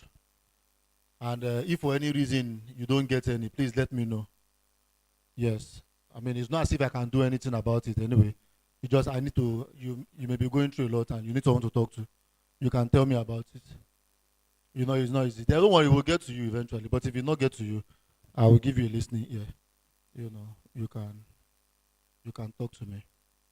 I'm feeling very charitable. So before I call our next facility, give another recharge card. Let me distract you from what you are eating and get your attention back here. So I will call out the recharge code and then tell you the network. If you are interested, please bring your phone out and type. Should I start? Must start? Okay, for those who are interested, here it goes. 9, 0, 4, 5, 7, 1, 2, 0, 7, 1, 8, 8, 5, 2, 2, 5. MTN. Then go block some people line for you today. Who got it? Used. Somebody got it. Somebody got it there. Somebody has recharged it. It wasn't. It is well. It's gone. Someone got. I be DJ now. You collect her. If I'm not collect your balance, okay, ladies and gentlemen, I want to take my time to introduce our next facilitator. I needed to be sure about the credentials that were written down here, so I had to verify. You know, when Dr. Afolabi handed this resume to me, I went to her and say, now one person I didn't get all this thing. Wow.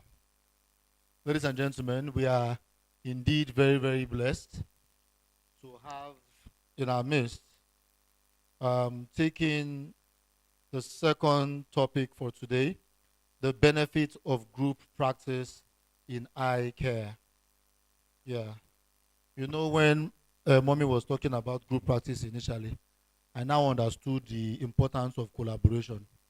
That is why nowadays, you will hardly see any bread agigi person working alone without an going partner. It is what? Collaboration. Abi? They know they chop bread in isolation now. You use a going take supporter. Please put your hands together as I make welcome Mr. Permit me or forgive me if I'm not getting your initials right, because I needed to be sure. No.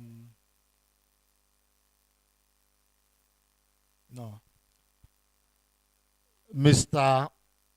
Kunle Adeyemo, who I'm told is the managing. Daddy, don't be in a hurry. I need to verify so that we are sure you are the one. Because there are people over there now dragging two names. There is one. No, let me not. I don't know who is here. So he is the managing partner, Kunle Alabi and Adeyemo and Co. He is also a fellow of the Institute of Chartered Accountants of Nigeria, that's ICANN. Also a fellow of the Chartered Institute of Bankers. That one not do him. He also went to join the Chartered Institute of Taxation of Nigeria. Can we please put our hands together for Mr. Kunle Adeyemo, who apparently likes to chatter a lot of things. Sir, you're welcome. Good afternoon. The chairman and the board of directors. I want to appreciate this company for inviting my principal, who is absent because of other commitments in Abuja. That is Alhaji Lateef Abujobi. He is the 10th chairman of our ICANN district Ikorodu and the 9th chairman of ICANN Zone Now West of Southwest. Our conference started yesterday at Abuja, and that's why I'm standing here for him as a proxy. What we are to look at briefly is the benefits.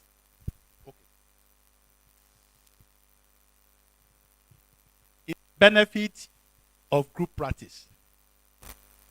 So I want to say here to acknowledge this company for what they have done in the last 10 years.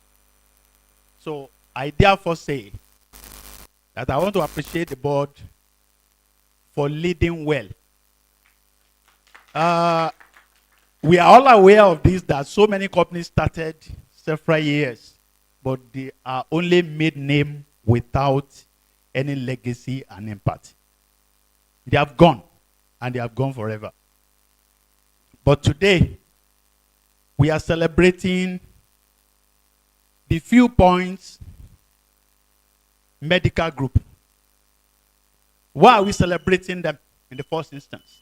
They have given us things to chew, things to drink. You can't be in pain and be dancing. If you are dancing, you will be crying.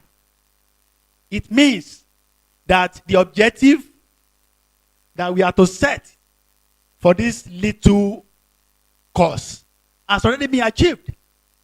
However, notwithstanding, we still need to lay some things to bear before us and before the challenge of the future that we are going to engage. And that's the reason why they thought it fit to look at it, that what is the benefit of their togetherness. Their name implies and depicts something. They said there are viewpoints. Before the idea will come, somebody will have suggested something into his thinking. Oh, this is my viewpoint. Other person will come. And viewpoints now become viewpoint.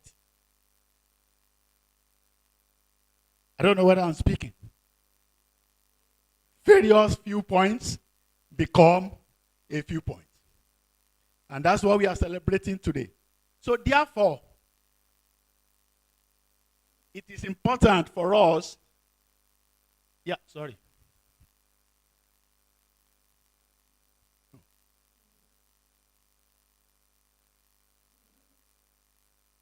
No, I want to go back. No, I want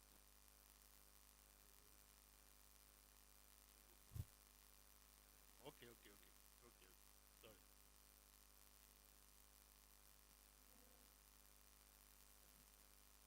Yeah.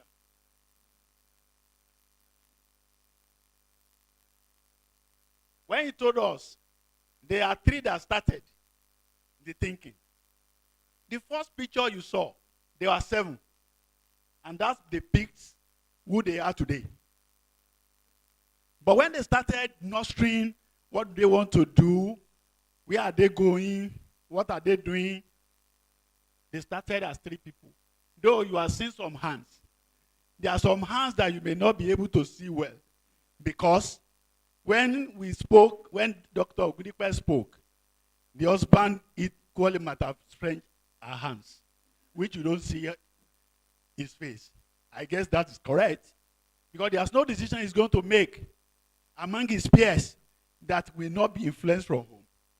So, and that is the reason why we said, let's go. Group practice. These are practitioners that have decided to come together to achieve a purpose. What is the purpose they want to achieve? Is to give the best of their talents to the whole world in combined through their specialities. So, and the bottom line of it is to reduce cost. That is the bottom line, to reduce cost and manage one office. Our professor spoke about artificial intelligence. Today, all these things are employed in business to facilitate a well-running enterprise and to aid our thinking. So many things that we may not be able to do. This AI will do them for us, and in faster manner. So it goes that this specialization typically have different areas of specialization. The professor spoke about ophthalmologist, optician, optometrist. They combine themselves together and look at it that, look, we can offer the best to the society. And that is why they have called themselves group. Why is it that they cannot? When the MC was spoken, he spoke about trust. Trust. Dr. Ognipe spoke about trust. That is why we are not developing in Nigeria. Because we don't trust ourselves. People want to dominate others. People want to champion a cause that they don't have the capacity only to do it. So for that reason, they achieve nothing. But when you combine your efforts together, it's a synergy that will produce more than what you combine. So group practices continue, effective strategy, meeting evolving demands. Okay. There's a study in 2006 that gives us an understanding that there's no doctor, especially the practitioners, on solo practices or even working in an organization that does not belong to one group in one way or the other. The relationship may be different to each other, but there's no one. That's just the truth. Even those ones that they are teaching medicine in university, they still belong. Am I lying, mommy? I'm not lying. So that is the study that was carried out. And, sorry. Before a practice of such will come together, that means everyone is a specialist, is on own field. And that is the reason why they have become what they are today. Now, let us now look at it, one after the other. Coming together to practice. What are the benefits? The first one is economy of scale. The cost of administration, overhead, light, NEPA, generator, is going to be borne by one body, not individual solo practitioners. No. If you are the only one practicing, you are the one to pay for NEPA. And that's the reason why most of these solo practitioners, they get stressed off, they die untimely. You say, I've seen it. Because unfortunately, some of them are even working hospitals, they have their PP. It's not one or two. He fell on the staircase and died. You'll be wondering, how could doctor die like that? Doctor does not mean stress. Stress does not recognize doctor. When you are stressful, one can just deal with himself unnecessarily. Enhanced negotiation position. When you look at it, there are a lot of multiple costs that will have been incurred individually. But because they are together, they will achieve it easily and as a group. And that means they have consolidated administrative. While Dr. Ognipe was speaking, he spoke about the secretary, not secretaries. Only one person was doing all their bookings, all the administrative job. And that to tell you that they will only pay one salary. No salaries in a month. But if each of them are operating solo on their own, you see that they will be bearing different costs as time goes on. This enhanced negotiation position, the players in health care system often look to lower their administrative costs by signing on group base. Most of the corporate bodies, especially these bigger companies, they are not looking for solo practitioners because their objective will not be achieved. They are looking for a group practitioner where is going to give them service. One bus stop service. Everything that they need. Like in the highest in industry now. What it means that every problem related to eye problem, Viewpoint will solve that problem for them. It's not that they will go from Mr. A. Oh, what do you have? It is meta problem. They go to Mr. B, is logic problem. They go to Mr. C, is gist problem? No. It's going to be one boss top service. And that's the reason they have to come together. In that situation, they are in various specialization. So such companies will be rest assured that they are not going to waste their money on their employees because they will do that business at a reduced cost. Greater market access. You all know that in business today is relationship. All the doctors working in Viewpoint, all the employees working in Viewpoint, all friends of Viewpoint, we do what? We bring referral to them. So in coming up, if they have 30 personnel, including board of directors, it means that if one of them bring a patient, it means that they will have 30 patients to start with. So where are they running to? They have already started business. And we listen to Dr. Ogunikwe. He said when they started, before they know it, everything blossom. That is the reason, and that is the cause of group practice. They have group practices may also expand their geographical reach. When we listen to her, she talked about having branches in Ilupeju and so many other places. If you are solo, you will sololize. Because even the one you are chewing, your teeth has not granted it. So how will you say you want to open another branch, even though there's a business opportunity in that location? You only know it for knowing good. Because you cannot have the capacity to do that. Enhance peer consultation. This is where the issue. When she spoke about a junior colleague. You learn through others.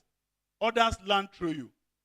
We have some nurses today that when you see them performing, you will be thinking they are doctors. Honestly speaking. Because they are determined to be part of the system where they are for keeping people in good condition. And that's the reason when there's an issue regarding medical, they come up to assist people even though they are not doctors. Why are they doing that? It's because of the experience they have gained from doctors. It's because of the experience they have gained from pharmacists. They are there when the pharmacist will prescribe drug. They are there when the doctor will say this or this. But I'm not encouraging nurses to do what they are not permitted to do. Please, don't do it. It can hand you negative koboko. So, where are we? Group practices offer opportunity to share clinical experience. We have senior people, we have junior people. Because practice does not mean the same age, the same tribe, the same location. No. Once you have understanding of yourselves and you believe in yourselves, then you can come together as one. Moreover, group practice affords continuity, service delivery, patient when a group member is temporarily away from practice. This is what we talk about sustainability and future plan. We had, when somebody is stepping down, it will not kill that business. There are so many people that they are solo practitioners.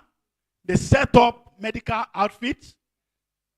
When they die with their building, they die with their equipment, they die with their knowledge, they die with everything.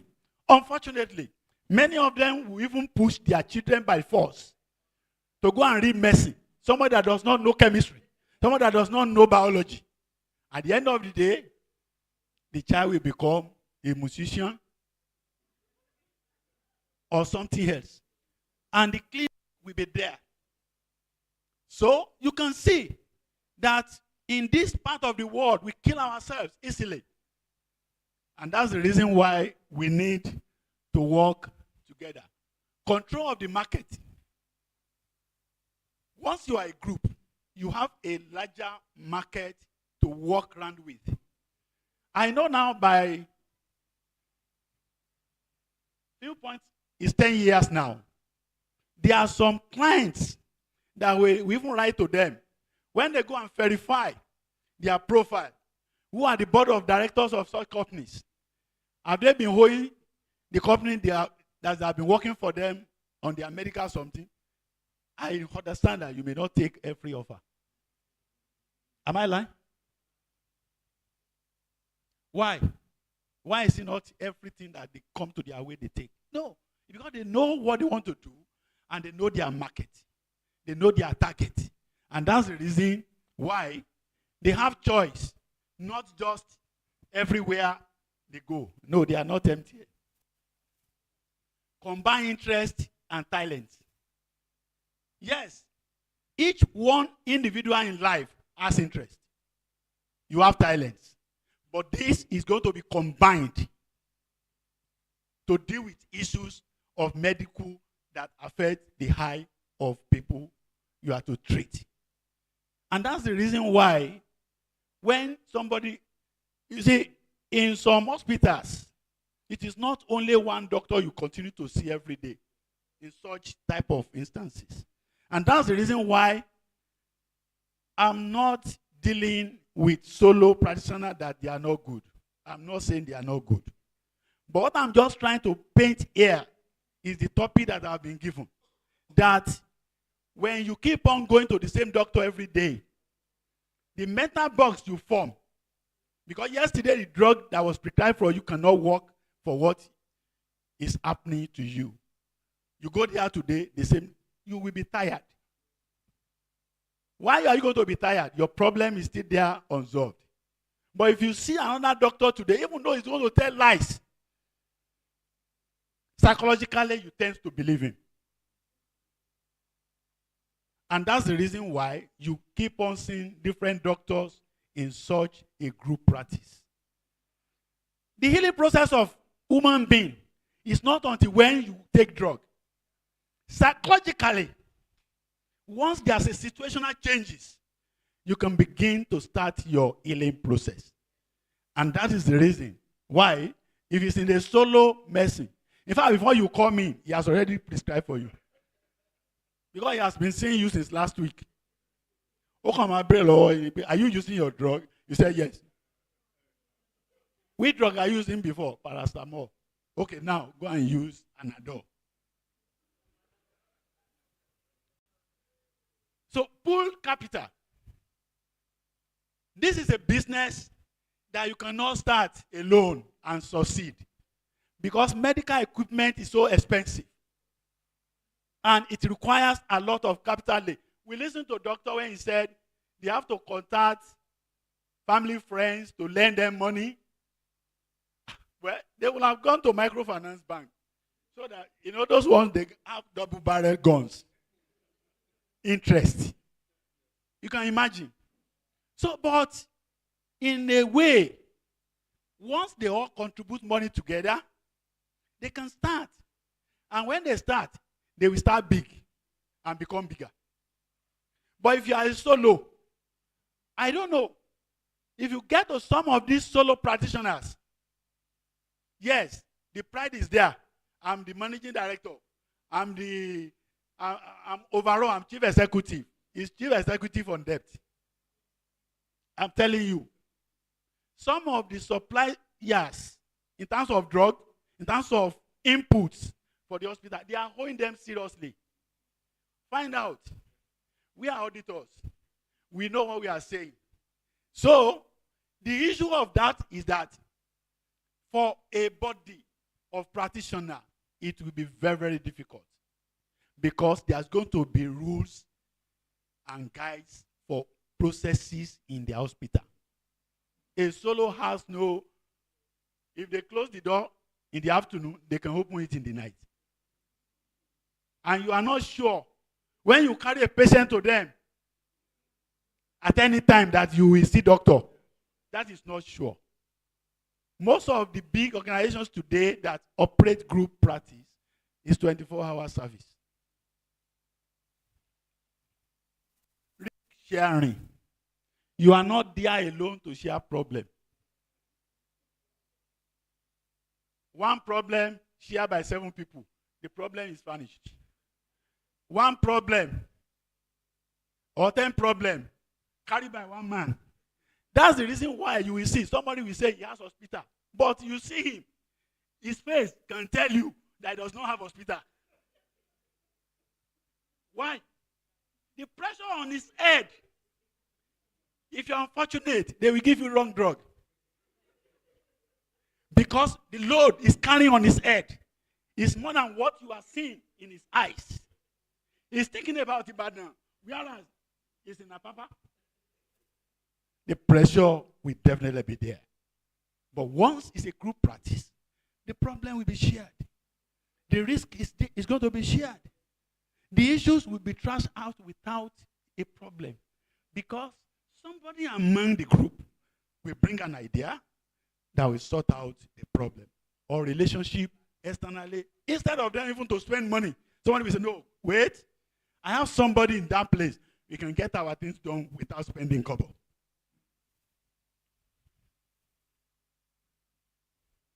Strategic advantages. Those are things that could happen. Every of them as a specialist, they bring their skill into play and they will do things in such a way that is going to be beneficial to that organization. So in the current healthcare market practitioner, hospital, clinics, residential, treatment centers and other facilities often attract a complex system of care. Like what he was referring to, it is not just to come to a clinic and you are given things that are not there at all. Once they push you into the required machine, it will diagnose what they want to do. It's not that the doctor will be guessing the way you look. But you look red. I know what I'm going to do for you. How does it come to look like red? When the machine has not checked that person, that the way it's looking at red, maybe it's stressed or hungry. Hunger. So, how do you now compare that? So, that's the reason why today, yes, this picture, it depicts something. He said to hold one of a quality business with happiness is better than to hold 100% entrepreneurship stress. That's just the look at it. Many people want to feel big because Nigerians will like somebody that is big. Once you come with Jeep, even though you borrow money to buy fuel, it doesn't matter. What people want to see that you are the owner of this business. We all know about Dangote. When Dangote started, it started very well. Pasta company, macaroni company, Dangote bag, Dangote truck, Dangote window, Dangote AC. When he saw that, look, the way these businesses are going, they will kill him on no time. He began to sell many of them. Now he has concentrated on few ones. And let me tell you, even though they called Dangote, Dangote handed over the management to some people. You only take decision at the final end. If those engine room are not working, you can't be hearing anything like Dangote. That's just a fact. Even despite that, so many of those companies have closed down. So, don't own 100% and be under stress. Own 1% and be happy. Because if these people are not happy, this pop-off, this chin-chin, this sweet, in fact, they will not give us water. They will not even celebrate anything. That's the fact. So, they are not just celebrating. It's because they are happy. And they are not under stress. Because this is going to tell on their business line. This thing is not free. There's no free food in Freetown. This water and hell is branded. This pop-off, this kitchen, this AC, this light, the MC, Everything is going to tell on their bottom line. So you cannot be sad and say you want to celebrate. Celebrate what? Is because they are not under stress. What are those steps to start a group practice? He has told us how they started. But let me just analyze in few minutes. You have to write a business plan. There must be a business plan. You cannot just start a business as a group and say you want to continue. Decide on your group practice model and structure. That doesn't have to come among the members. Establish policies and procedure for your group practice. Market your group practice to potential clients and referral sources. Recruit and hire providers. Negotiate contracts with insurance companies and other players. The bottom line of this is that these are various steps that you need to know. And it's not limited to this. There can still be other things that can be added to it. Examples of healthcare groups in Nigeria. We have been hearing about a co-hospital. When you go there, in the past, when you go to a co-hospital, you will enter as if you should not go home. When they started, I'm telling you, you will go there as if you should not go home. You even forget that you are sick. So, Lagoon Hospital, Amara Medicare, Glen Eagles, Drug Talk Nigeria, Avon's Medical Prices. These are organizations that they started as group and they are still functioning, working stronger. Each member of those, their practice, they specialize in various fields. Then, in starting business, we have group models. The one Dr. Ogundepe spoke about is the first one.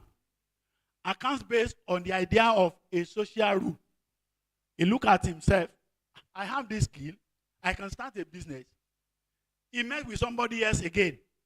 He said he has the same idea. So the idea is now becoming ideas. It's becoming ideas. And that's the reason why it becomes collective intentional activities, which was propounded by SAPRO model on agreements. Let's start this thing on what? On agreement. The second model is provided by KUS. This is a model that, when you look at it, it said collective activities building on an alternative model groups, which act with no normative. For instance, if Dr. Ogundepe has been operating as a solo, another person is operating as a solo, and they now come together. What you have to do is to merge all their clients together, merge all their resources together, and they are now coming instead of them to do it individually. Sir? That's what you did. Oh, great. So it is the second model that applies to you. The third model, accounts based on the idea of a social rule, RASI account. We all know, by virtue of what the lawyer practices, 5 lawyers will rent one office. Their own is not a group practice. Because every lawyer wants to become what they want to become, I don't know.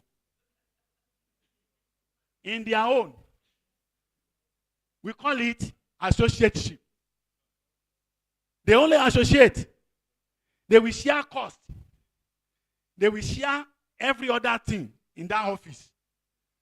But income is not shared. Income does not go to one account.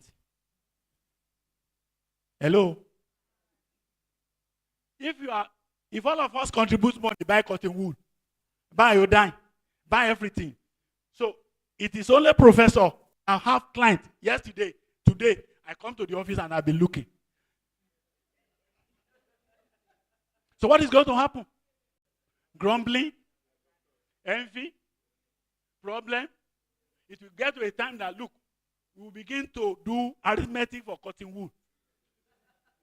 If you use cotton wool consistently for 5 times, no, you pay more. So these are problems that this type of model is not really good for group practice. But in most cases, if you know what I'm saying, our lawyers, that's what they do. They don't want the income of professor to jam with my own income. Come together, share the office, share the clerk, share the light, but income is not shareable. But in Viewpoint, it is one account. Have you have accounts? It's one account. That is a group practice. And that's why they have succeeded. Or else, they will have thrown chairs maybe about 5 years ago.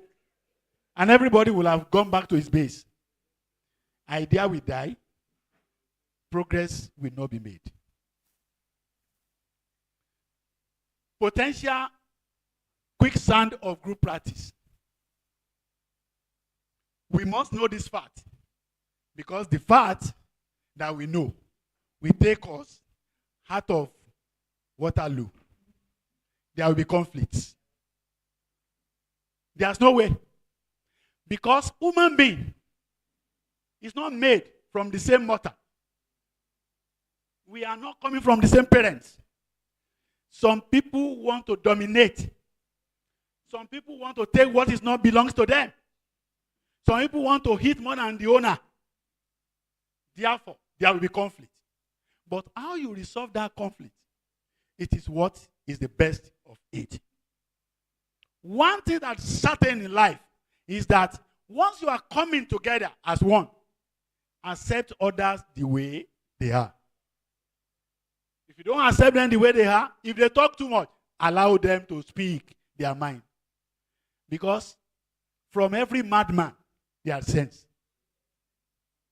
If you don't allow them to talk, he will make reference, even when he gets home. Now look, can you imagine? Dr. Ogunipe did not allow me, despite all my effort. I was one that brought Shell. I was one that brought Mobile. I was one that brought Total. So, that will come in. And once such a thing is generating among the group, problem will start. I'm not saying there will not be problem. But I want to say, even though I'm not a pastor, but I want to say that for us to move and make progress, Viewpoint must avoid conflict. And I pray that the wisdom, knowledge, and understanding to lead through, God will give the leadership. Compensation. We just have to really understand it and appreciate it. Someone that qualified about 10 years ago, no matter how we are going to do, structure must be put in place.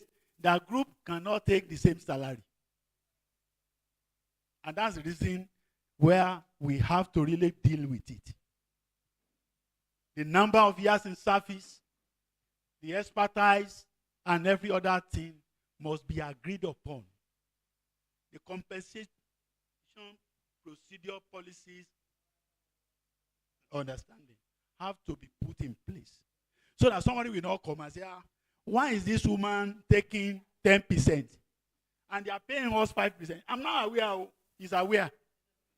He signed it. What you can only tell your company now is that you have more problem than the money they are paying you. Don't tell us that you are not aware. You are aware. The paper is with you.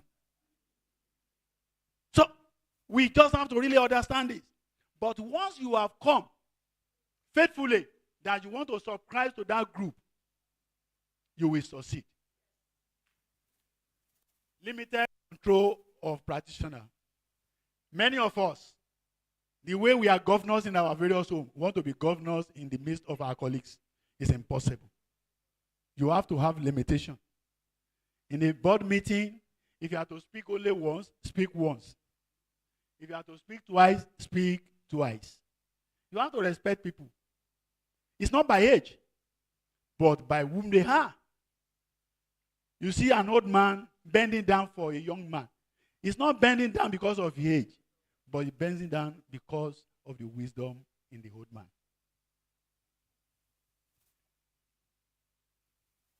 I've come to the end of this lecture, but let me remark this. Together we are. That's how we can build. If we are not together, we cannot succeed. Therefore, I wish Viewpoint, they have marked 10 years, they will mark years to come. Your generations will benefit from your labor. You may not have doctor as a child, but your stake will continue to bear income for your family. And I pray for everyone here.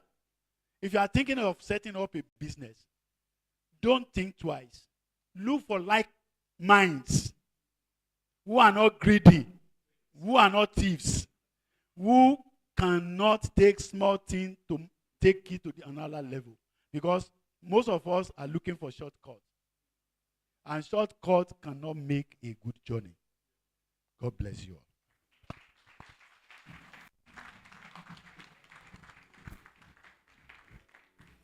Thank you, Mr. Kunle Adeyemo. Thank you so much. And you were wondering why he's a chartered man. I don't think we have been shortchanged in any way by not having your principal here, because you have done an exceptional job. Can we please put our hands together for him? Thank you so much. Mr. Kunle, you taught me something now. You know, sometimes things happen you don't understand. And then when they eventually happen, you will now say, no wonder. This case of lawyers. So they don't share profits. Abi, they don't share. They would all be in the same building.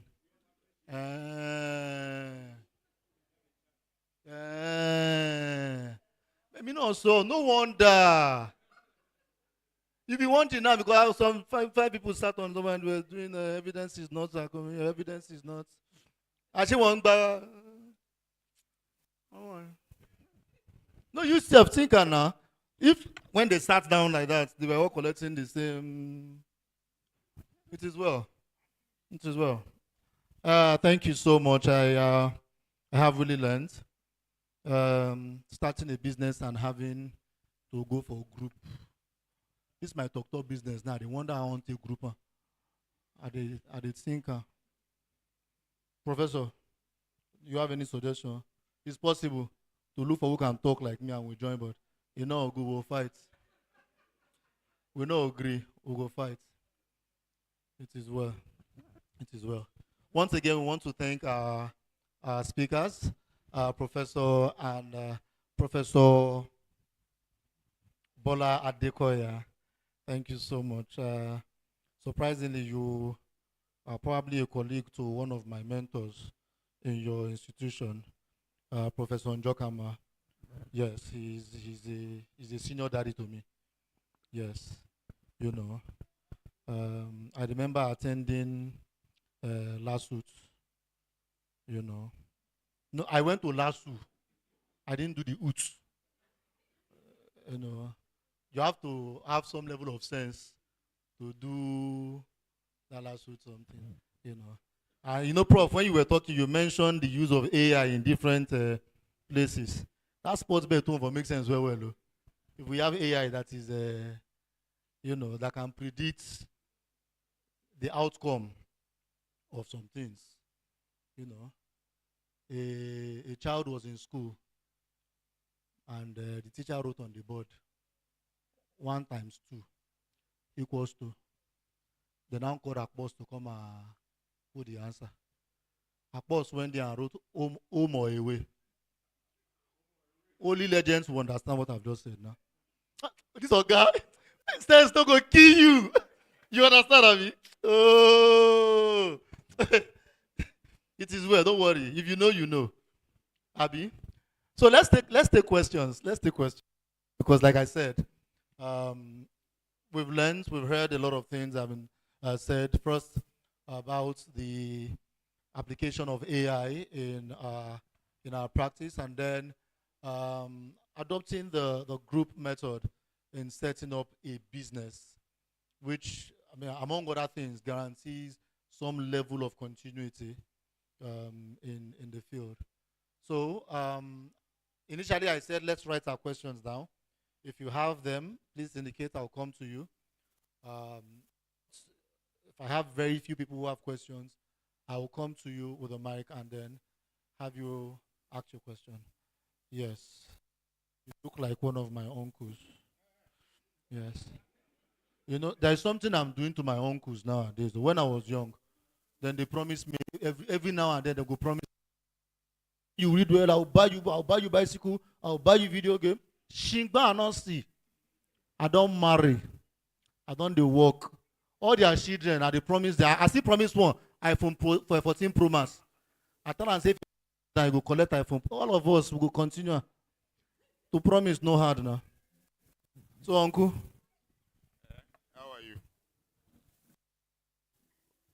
Good afternoon, all. Show that this Samuel. The, the industry has Sammy. I don't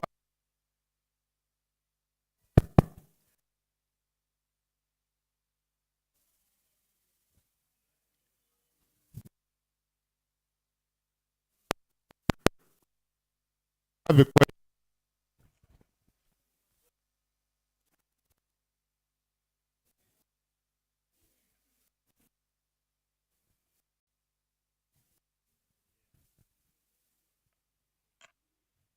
Yes, sorry about the interruption. I don't have a question per se. I am a businessman and I'm going to talk as a businessman. I was there at the beginning of Viewpoint and I'm still here and I'm still going to be here. 20 years after this, I'm still going to be here. Now, I wanted to add to what the last presenter said about the benefit of having a group practice. Almost about 20 years ago, I was in South Africa, and I was opportune to visit a place. They actually call the building a high plaza or a high house. In that high house, the ground floor was a complete optical shop where you can pick up your glasses and the rest. From the first floor up to the 18th floor, there are multiple consulting rooms. And on each floor, you have the reception area and several optical consulting rooms where each and every practitioner registered and leased a consulting room for a period of time within a day or two. If you have an hour or two, you can book yourself in that consulting room. You consult, take out your your nameplate, walk away to another place for your consultation. While somebody else's use the consulting room after you have finished with your time. You all contributed for the clerk, the nurses, and everything. That's it. Now, that idea came to me, and when I came back, I discussed with one or two other people, and I asked the practitioners, how come are you guys not, doing such things like having a group or a kind of arrangement between yourself where you can have. I'm talking as a businessman now, I'm not talking as a practitioner. Now, why I'm saying this is that as a businessman, I'm looking at the business aspect. I'm looking at the profit margin. Because if I am discussing with a group as a seller, the volume of transaction I'm going to be doing is going to be much. And my expense of visiting a solo practitioners here and there is going to be less. So there is what we call the buying group. The buying group is about a combination of about 5 or 6 different practitioners who kind of merge together. I'm not saying that they are group, but they merge and buy from us, who are the suppliers, as a group. And then they will reduce the cost for them because the volume they are going to be doing is going to be higher than when a solo person is calling my attention somewhere. So as a group, when you match, your volume of transaction is going to go higher than when you are a solo practitioner. We, who are the supplier, we are going to listen to you because of your volume. You can even negotiate further discount, getting those products and services at a very reduced price, because I would be willing to give you a discount because you have reduced my overhead. My cost of visiting each and every practitioner is reduced. Instead of visiting 6, 7 practitioners, I'm now visiting one head. I'm going to reduce the cost, and your volume is going to attract me. I just want to add that to what our facilitator has just said. In terms of the the artificial intelligence, it's here to stay. All of us cannot run away from it. We even are doing our best to employ it into our own way of doing business. How do we reach out to our clients without necessarily visiting, without necessarily going and spending more money, time, and effort to be at their place? We can showcase our product online. We can articulate our product without leaving our office. This is just what I want to say. Thank you very much. Thank you very much for that insight. Any other contribution or questions? All right then. Okay, great. Just like to say, Professor Afolabi, I need to, Adekoya, sorry, Dr. Afolabi, Professor Adekoya. I need to give you one of my computer science degrees, because you spoke so well. I thought I was listening to a fellow computer scientist. Thank you for that excellently made talk.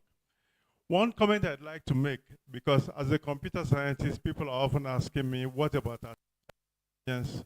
What about artificial intelligence? The real danger is when human beings place too much trust in artificially generated results and information.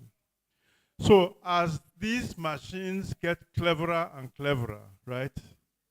As they produce and process more data, as human beings, we always have to remember that a grain of salt is needed in assessing any computation results that are produced by computers, because they are not capable of abstraction.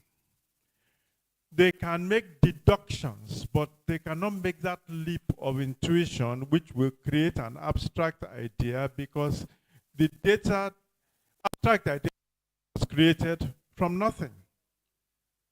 But you can calculate and get to certain results, but there will always be a place for human creativity.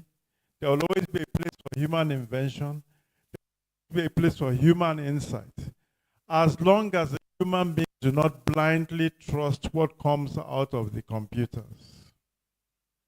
As long as we continue to watch it, as long as we continue to evaluate, like she said, whatever recommendations and things that come out, as human beings, our responsibility is to still make those judgment calls, moral calls, ethical calls that no machine is capable of making for us, because we have a spirit and a soul, unlike machines.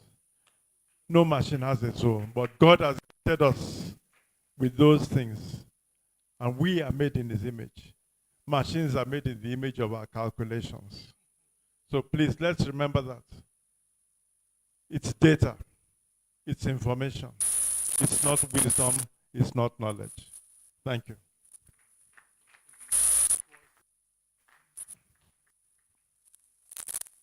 Engineer, I cannot thank you enough.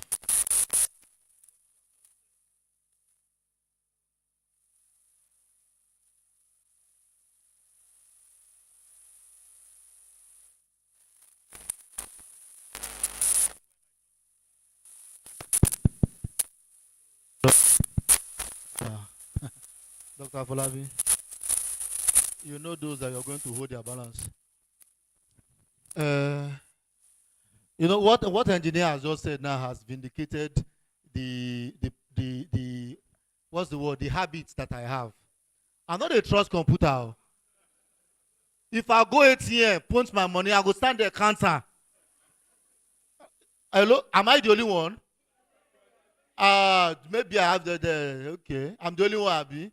This way. Because you get where you go type now. You go sit down there. Other than bring out half. I've seen where they dispense money for me. One half of it is 500. The other half is 200. So even computer self, they don't they learn work where Nigerian people put inside their.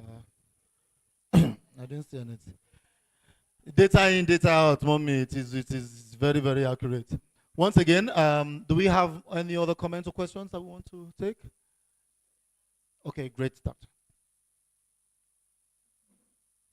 Thank you, all the facilitators.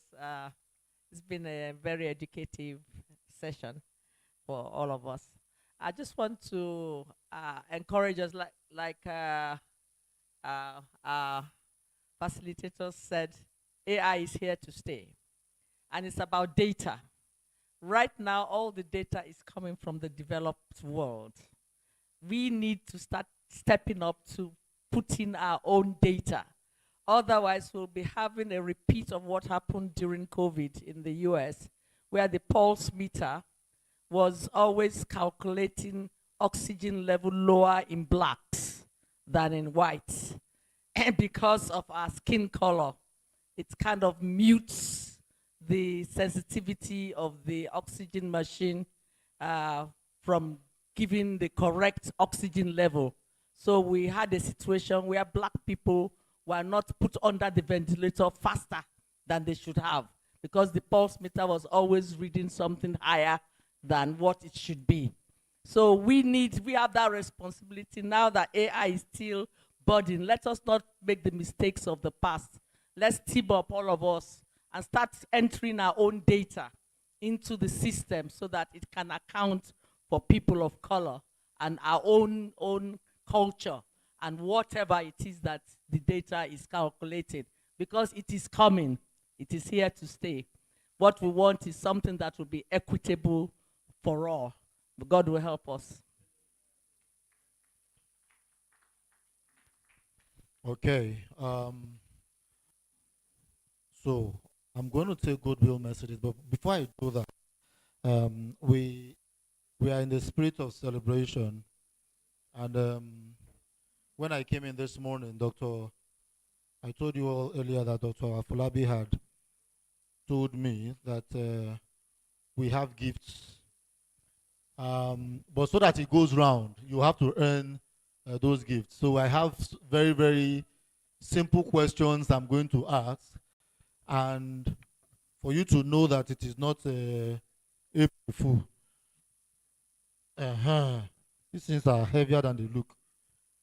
See you. Hello. Hello. Yes. You fool for that place. So you see the beautiful thing about being an uncle, you are the one with the mic. You can do anything you want to do. So I'll come to you and ask you a very simple question. You don't know, you are not going to solicit for who answers. I'll come to you, ask you a very simple question, and then if you answer, I will give you a gift. Should we try it? Who am I going to ask now? I've been looking at this auntie since, I don't know. I'm going to come to you. Don't fear, don't worry. It's something you know. Question number 1. This question is as I like one. What is the primary function of the eye? Is your what one be let me ask her now. The primary function of the eye is vision or seeing.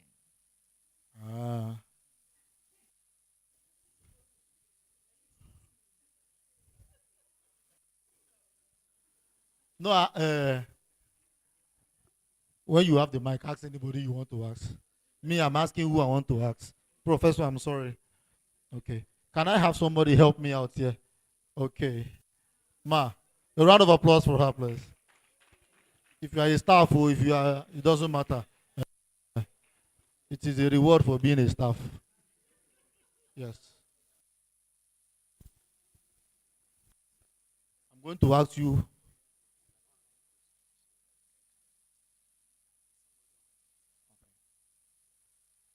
Um,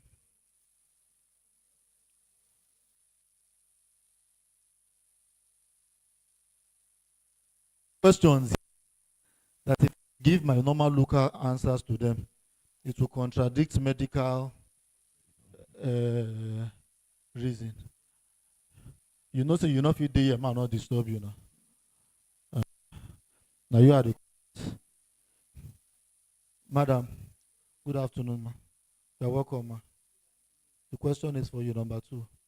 How does the eye protect itself from foreign objects?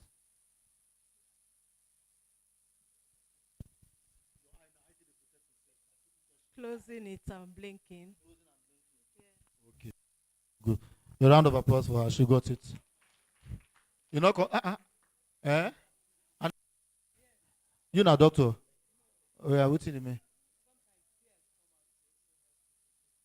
Oh, I think say tears na sign of shege wey you don't see. Ah, so to cry self good.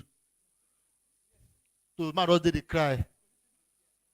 To cry not dey hard Nigeria. If na so, I suppose good now because all of us, you know how many times Nigerians they cry per second. I'm going to ask you real questions now. Sometimes my questions will be completely unrelated to medical reaction. Congratulations, ma. Yes. Hello. Yes.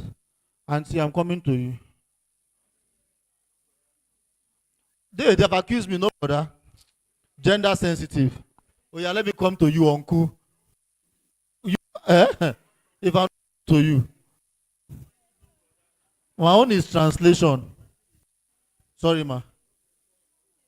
Please, I told you some of my questions are completely unrelated to medical things. I want make you help me translate this English or this pidgin. Translate them to English for me. Are we together? The okra they draw well.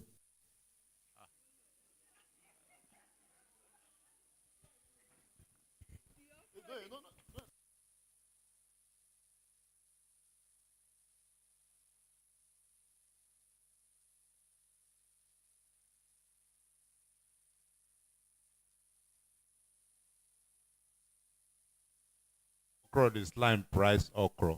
Sliming is sliming. Okra is slimy. I know understand. Okra the slime pass okra. It's sliming. No. I no agree. Agree. You not put on where? I not put on. You not put on where? The okra the where? The okra is slimy. That's better. Not what you thought. You say the okra is the slimy where?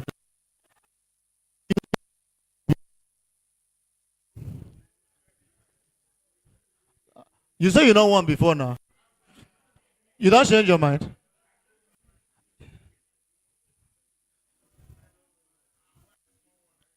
Oh God. Congratulations. Okay. So I'm told that we have questions from our participants online. So let our facilitators please. Okay, the question goes to us. What are the challenges in a group practice to look out for and avoid in order to have a successful group?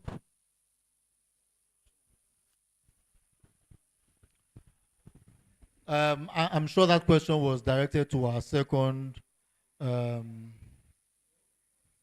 facilitator. Mr. Kunle, we have an international question from you. Basically saying what are the challenges, right? In a group to look out for. I think he highlighted it, but just quick. The challenge group is that one should look out for and avoid, basically, to have no group business or something? Well, one of the problems you can look or get from group is individual interest to supersede the collective interest.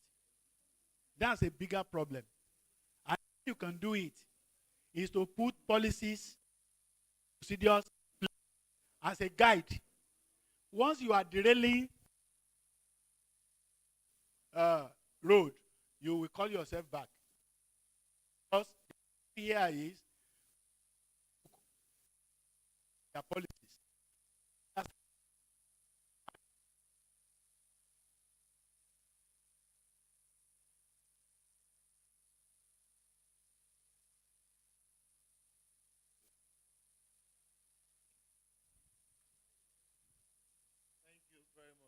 I do hope that our participants was paying attention. I hope the audio was quite clear for that person who asked that question.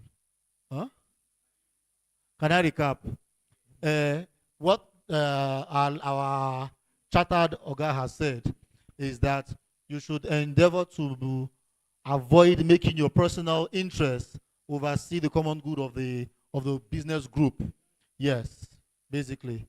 So if you are in a group of business of bread and ewa, don't always advertise bread above agoin. It has to be to get tablet and oh. See, I don't know why I didn't become a lecturer. See, as I just explained that in simple now. Coming to you, a question for a chance to win our gift. This one I don't know. They said, what age-related condition can lead to difficulty causing on closed objects, or focusing on closed objects rather? Difficulty focusing on closed objects. What age-related condition?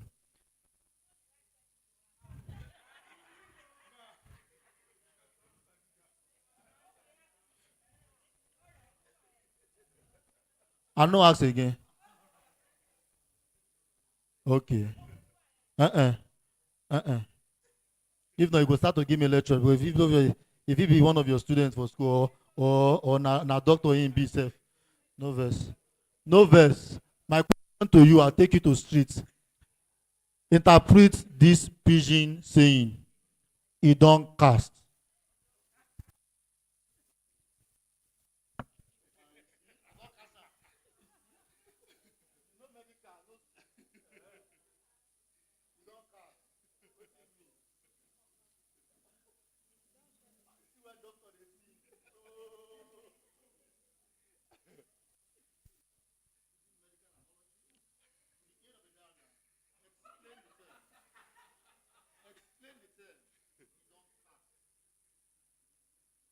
We have found ourselves in a precarious situation. Now they make me hate all these doctors. Wait till happen now. When you go down use street, explain that to me now. You can't confuse me the more. What did you say precarious me again? Cast. Last, you try. A round of applause. Thank you.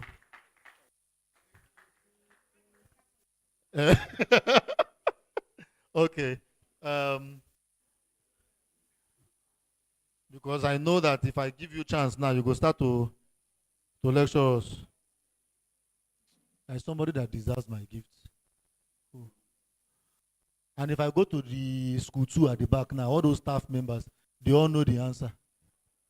They don't know, Abi. You don't know anything. You are be very. Please.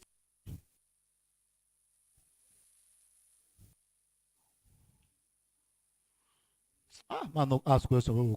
Question will go.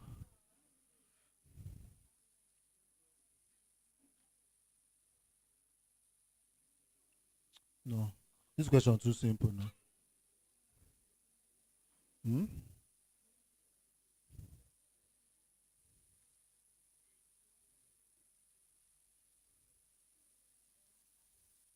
Okay.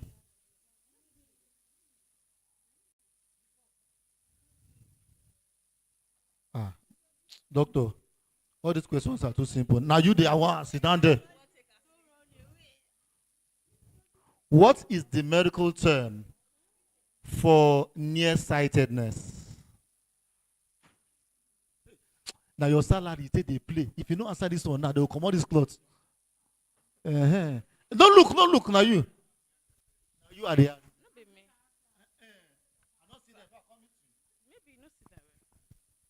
The medical term used in describing nearsightedness is called you will miss an.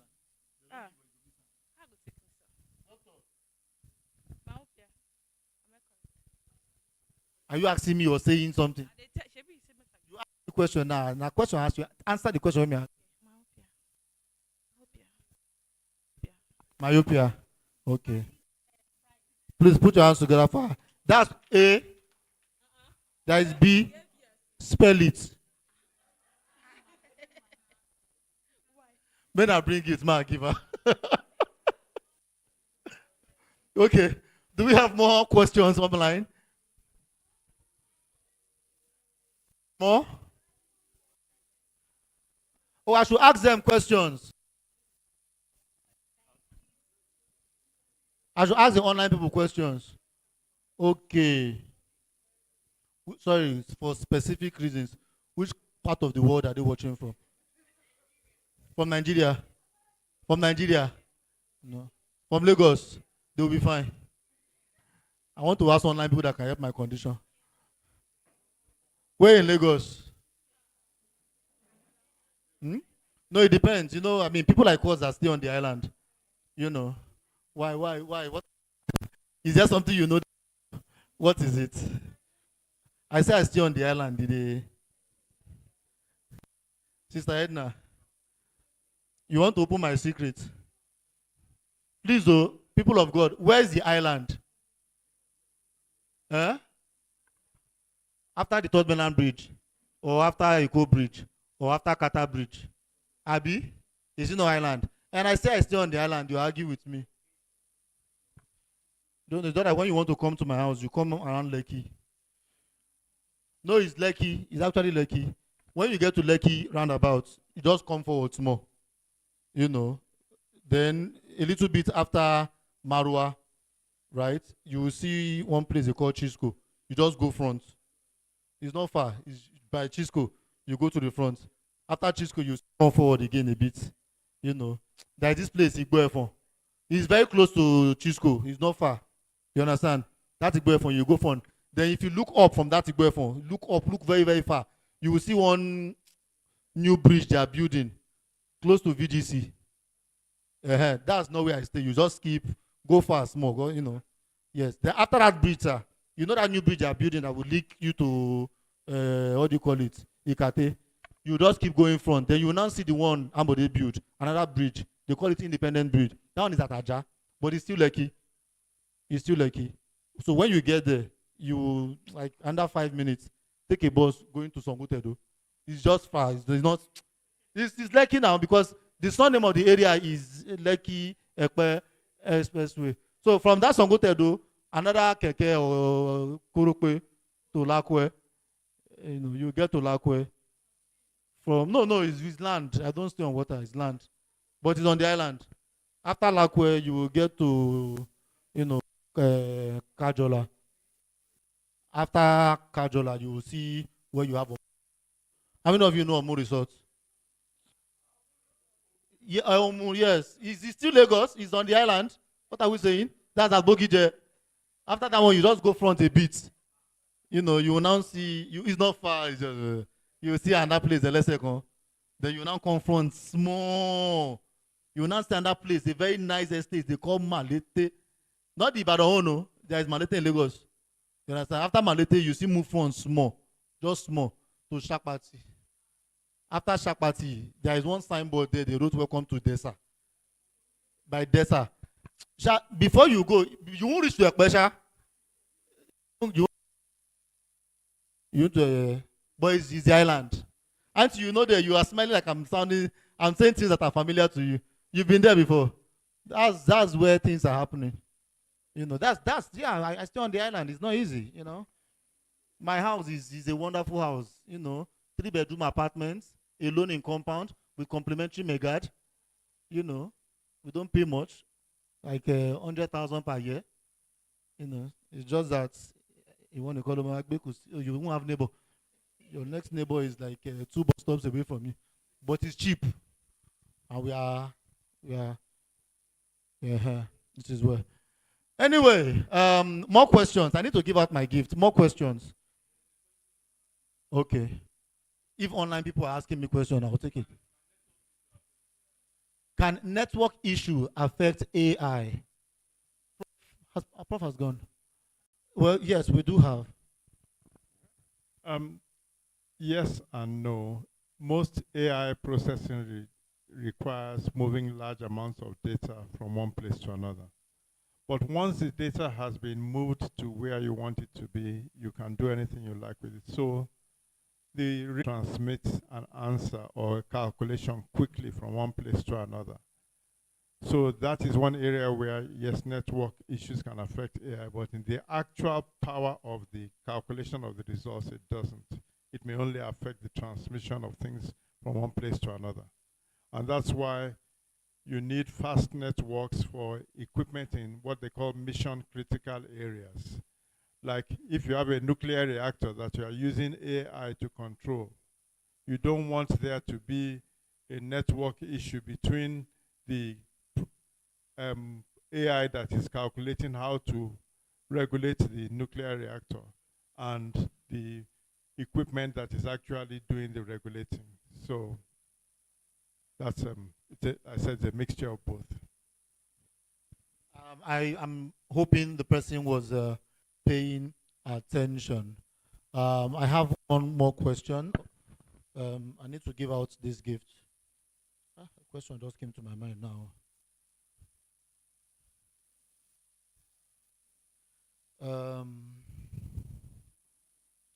Dr. Ogwe, during her presentation, said that Viewpoint currently has another branch somewhere in Lagos. Where? Focus on me. Focus on me. There's the Butemeta branch. There's the Ilupeju branch. There is where? The Butemeta branch. No. There is no. The one she mentioned, she said that Viewpoint is actually the owner. They bought it. That the property is their own. You just came in. You are not among of them, Abi. Okay. Sorry. You say auntie I. Say auntie I. I'm not auntie you. I can. That even you. It is where. Okay. First tag town. Is that your final answer, sir? Congratulations, sir. Congratulations.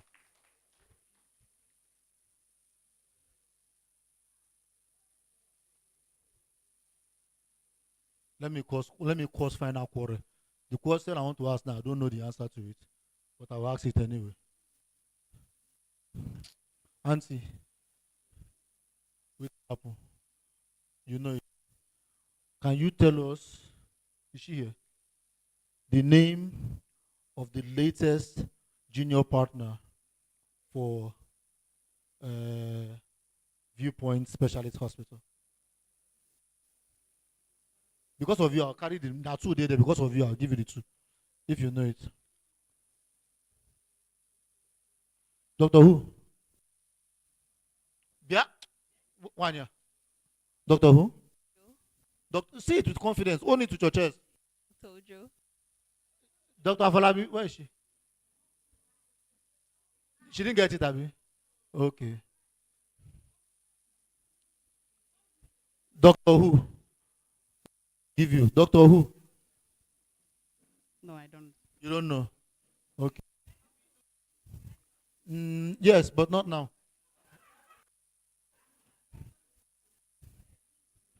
Uncle, Doctor who? Dr. Ugu. Doctor who? Dr. Ugu. Ugu, Ogo, Ojo, Ujo. Dr. Ungu. Ugo. Ungu. The full name.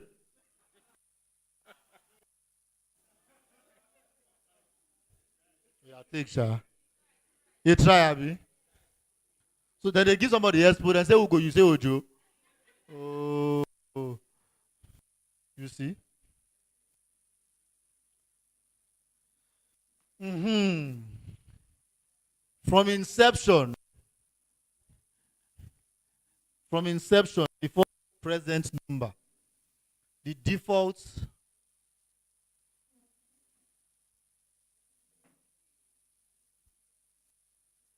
first three words. What happened to three partners? I wasn't going to ask that. No. I said from inception, what was the name of the hospital they wanted to call this institution? You see, you have missed it. You said three before. Hmm? Life support. Who was on life support? Dr. Good was on life support. What happened to her? God forbid. Oh, that was the name of the clinic. Ah, sorry. It's not his deep. It is well. Yeah. Hey, that was not the correct answer. Is there anything that is correct in this country that has passed? Leave her. If you don't like that, I gave it to court. I'm in charge. Anyway, these ones are heavy. Hmm? Ma give you. Okay. Well, I'm not ask you a question. You see what we are saying?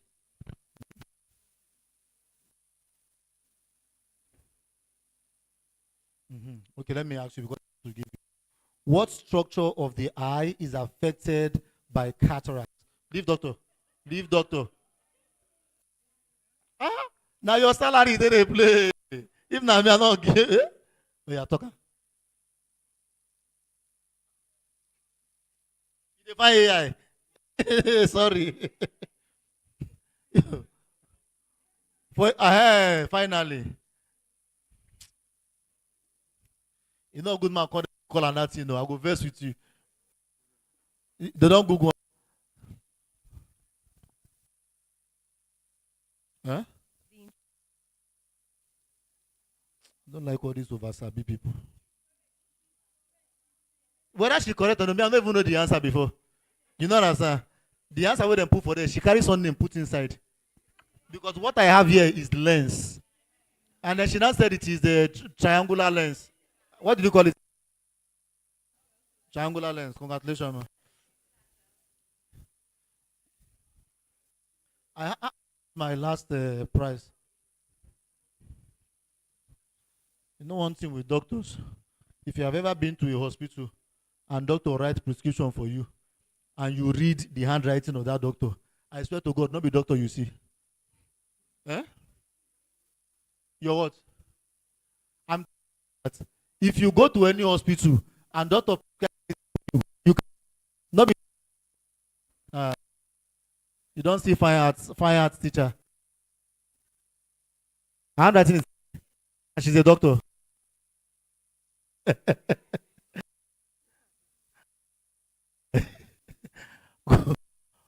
Go and very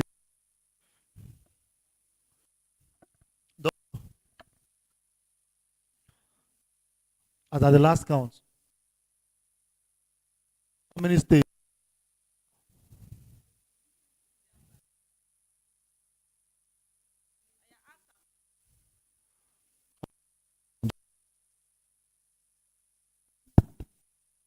This question according to the interpretation of the Court of Appeal. How many states are in Nigeria? Define is because you say 36 states and go to court.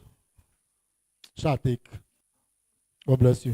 Ladies and gentlemen, I see that we are far spent our time. I quickly want to give the mic to Dr. Afolabi to say thank you. Not be you, man, don't worry. Auntie Edna, it's good to see you. Good afternoon, everyone. Good afternoon. Sorry for keeping you this long. The event wasn't supposed to take this long. we're indeed very sorry. So, thank you very much to everyone that took time to attend this event. Those that attended virtually and physically. I know it's not easy to find time out of your busy schedules to attend this event. So we're indeed very grateful. Thank you very much. Thank you very much. So I'd also like to say a very big thank you to our speakers, Professor Bola Adekoya, who spoke about AI in eye care. I'm sure we all learned a lot from her speech. We all know that AI is everywhere, and the impact of AI is also in the eye care industry. We also thank Mr. Adeyemo for his very interesting speech, his very interesting lecture on the benefits of group practice. Teamwork always makes the dream work. Thank you very much, sir. I also want to thank the chairman, our company secretary, all the directors and staff of Viewpoint Specialist Eye Center.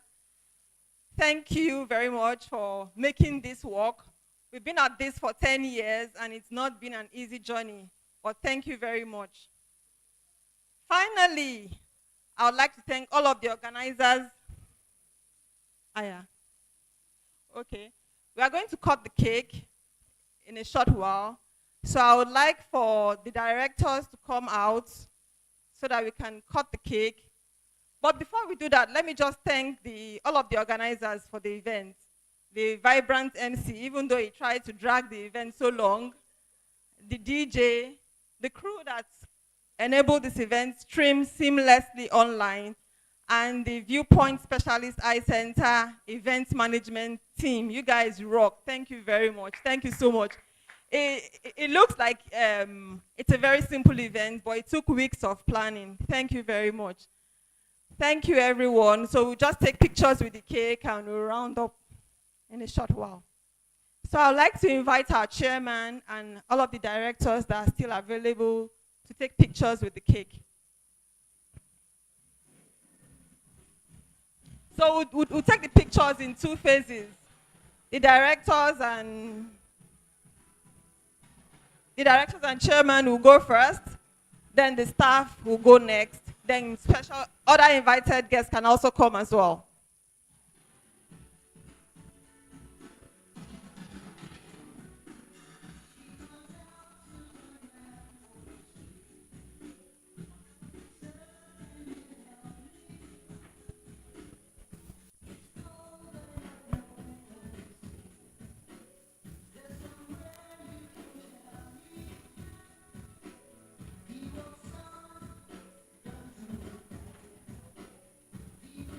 This is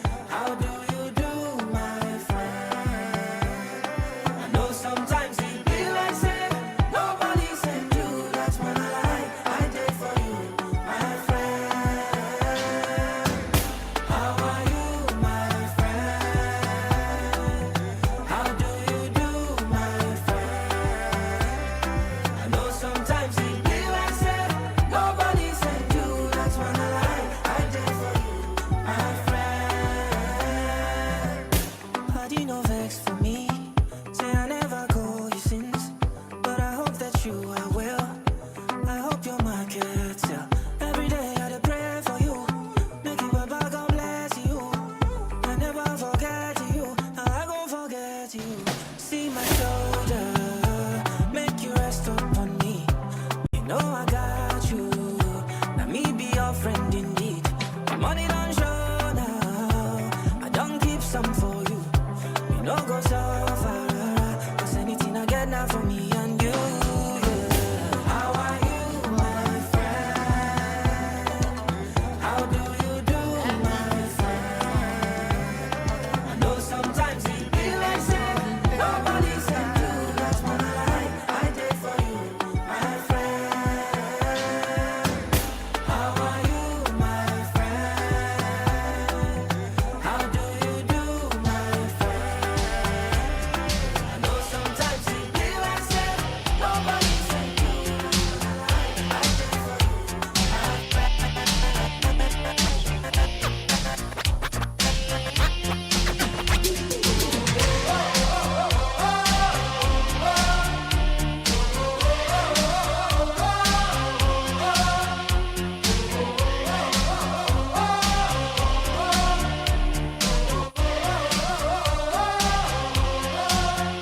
jungle life, I'm far away from nowhere.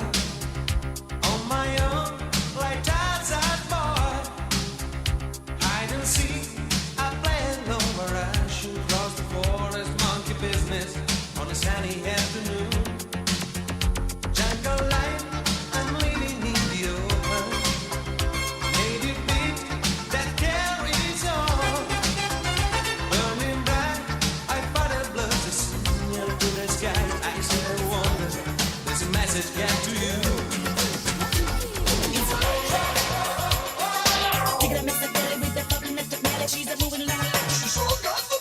You gotta know it. It's electric. Woogie woogie woogie, that you can't hold it.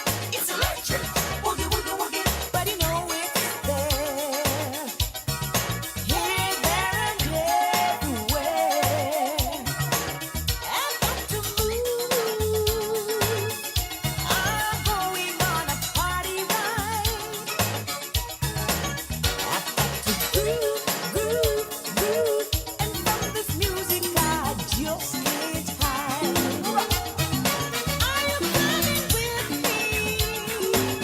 Come, let me take you on a party ride. Slowly I did talk. Money on my mind. Care what they yarning about me in particular. Out here on the road chasing my dream because I know chasing for me. Ololola de man gbọmọ lọ, ọ̀rọ̀kọ̀tọ̀ ìdí ṣọmọ lọ. Ẹ fi wọ́n sílẹ̀ jẹ́ kó máa lọ, no dey find anybody na money I want.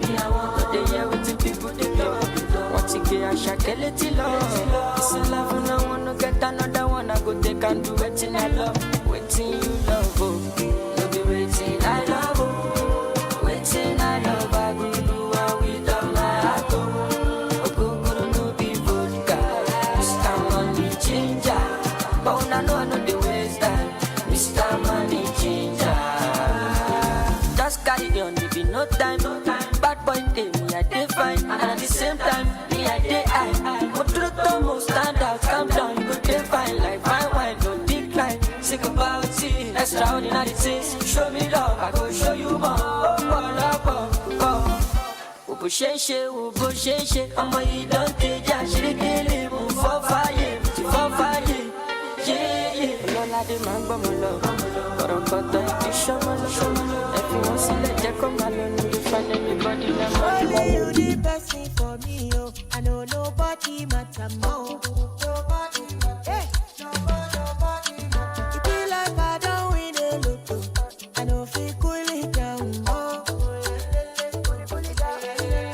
Baby girl, I'm whiskey away, on holiday, holiday to Mozambique.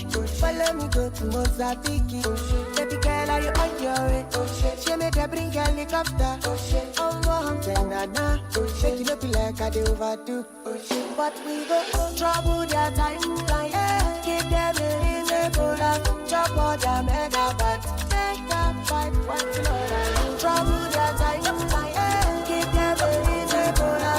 Chop all their megabytes.